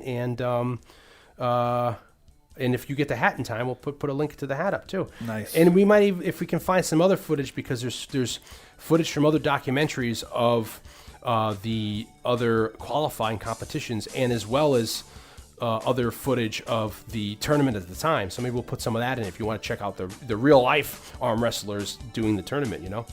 Maybe you'll see like Stallone and Brigitte Nielsen hanging out at the time. You know. Brigitte. So hey, come back in 2 weeks because we're going to have a barn burner coming up, and it's going to be really good. And we have a great summer coming, so we hope you all like it as much as we think we're going to like it. As much as we're anticipating. Yeah. Later.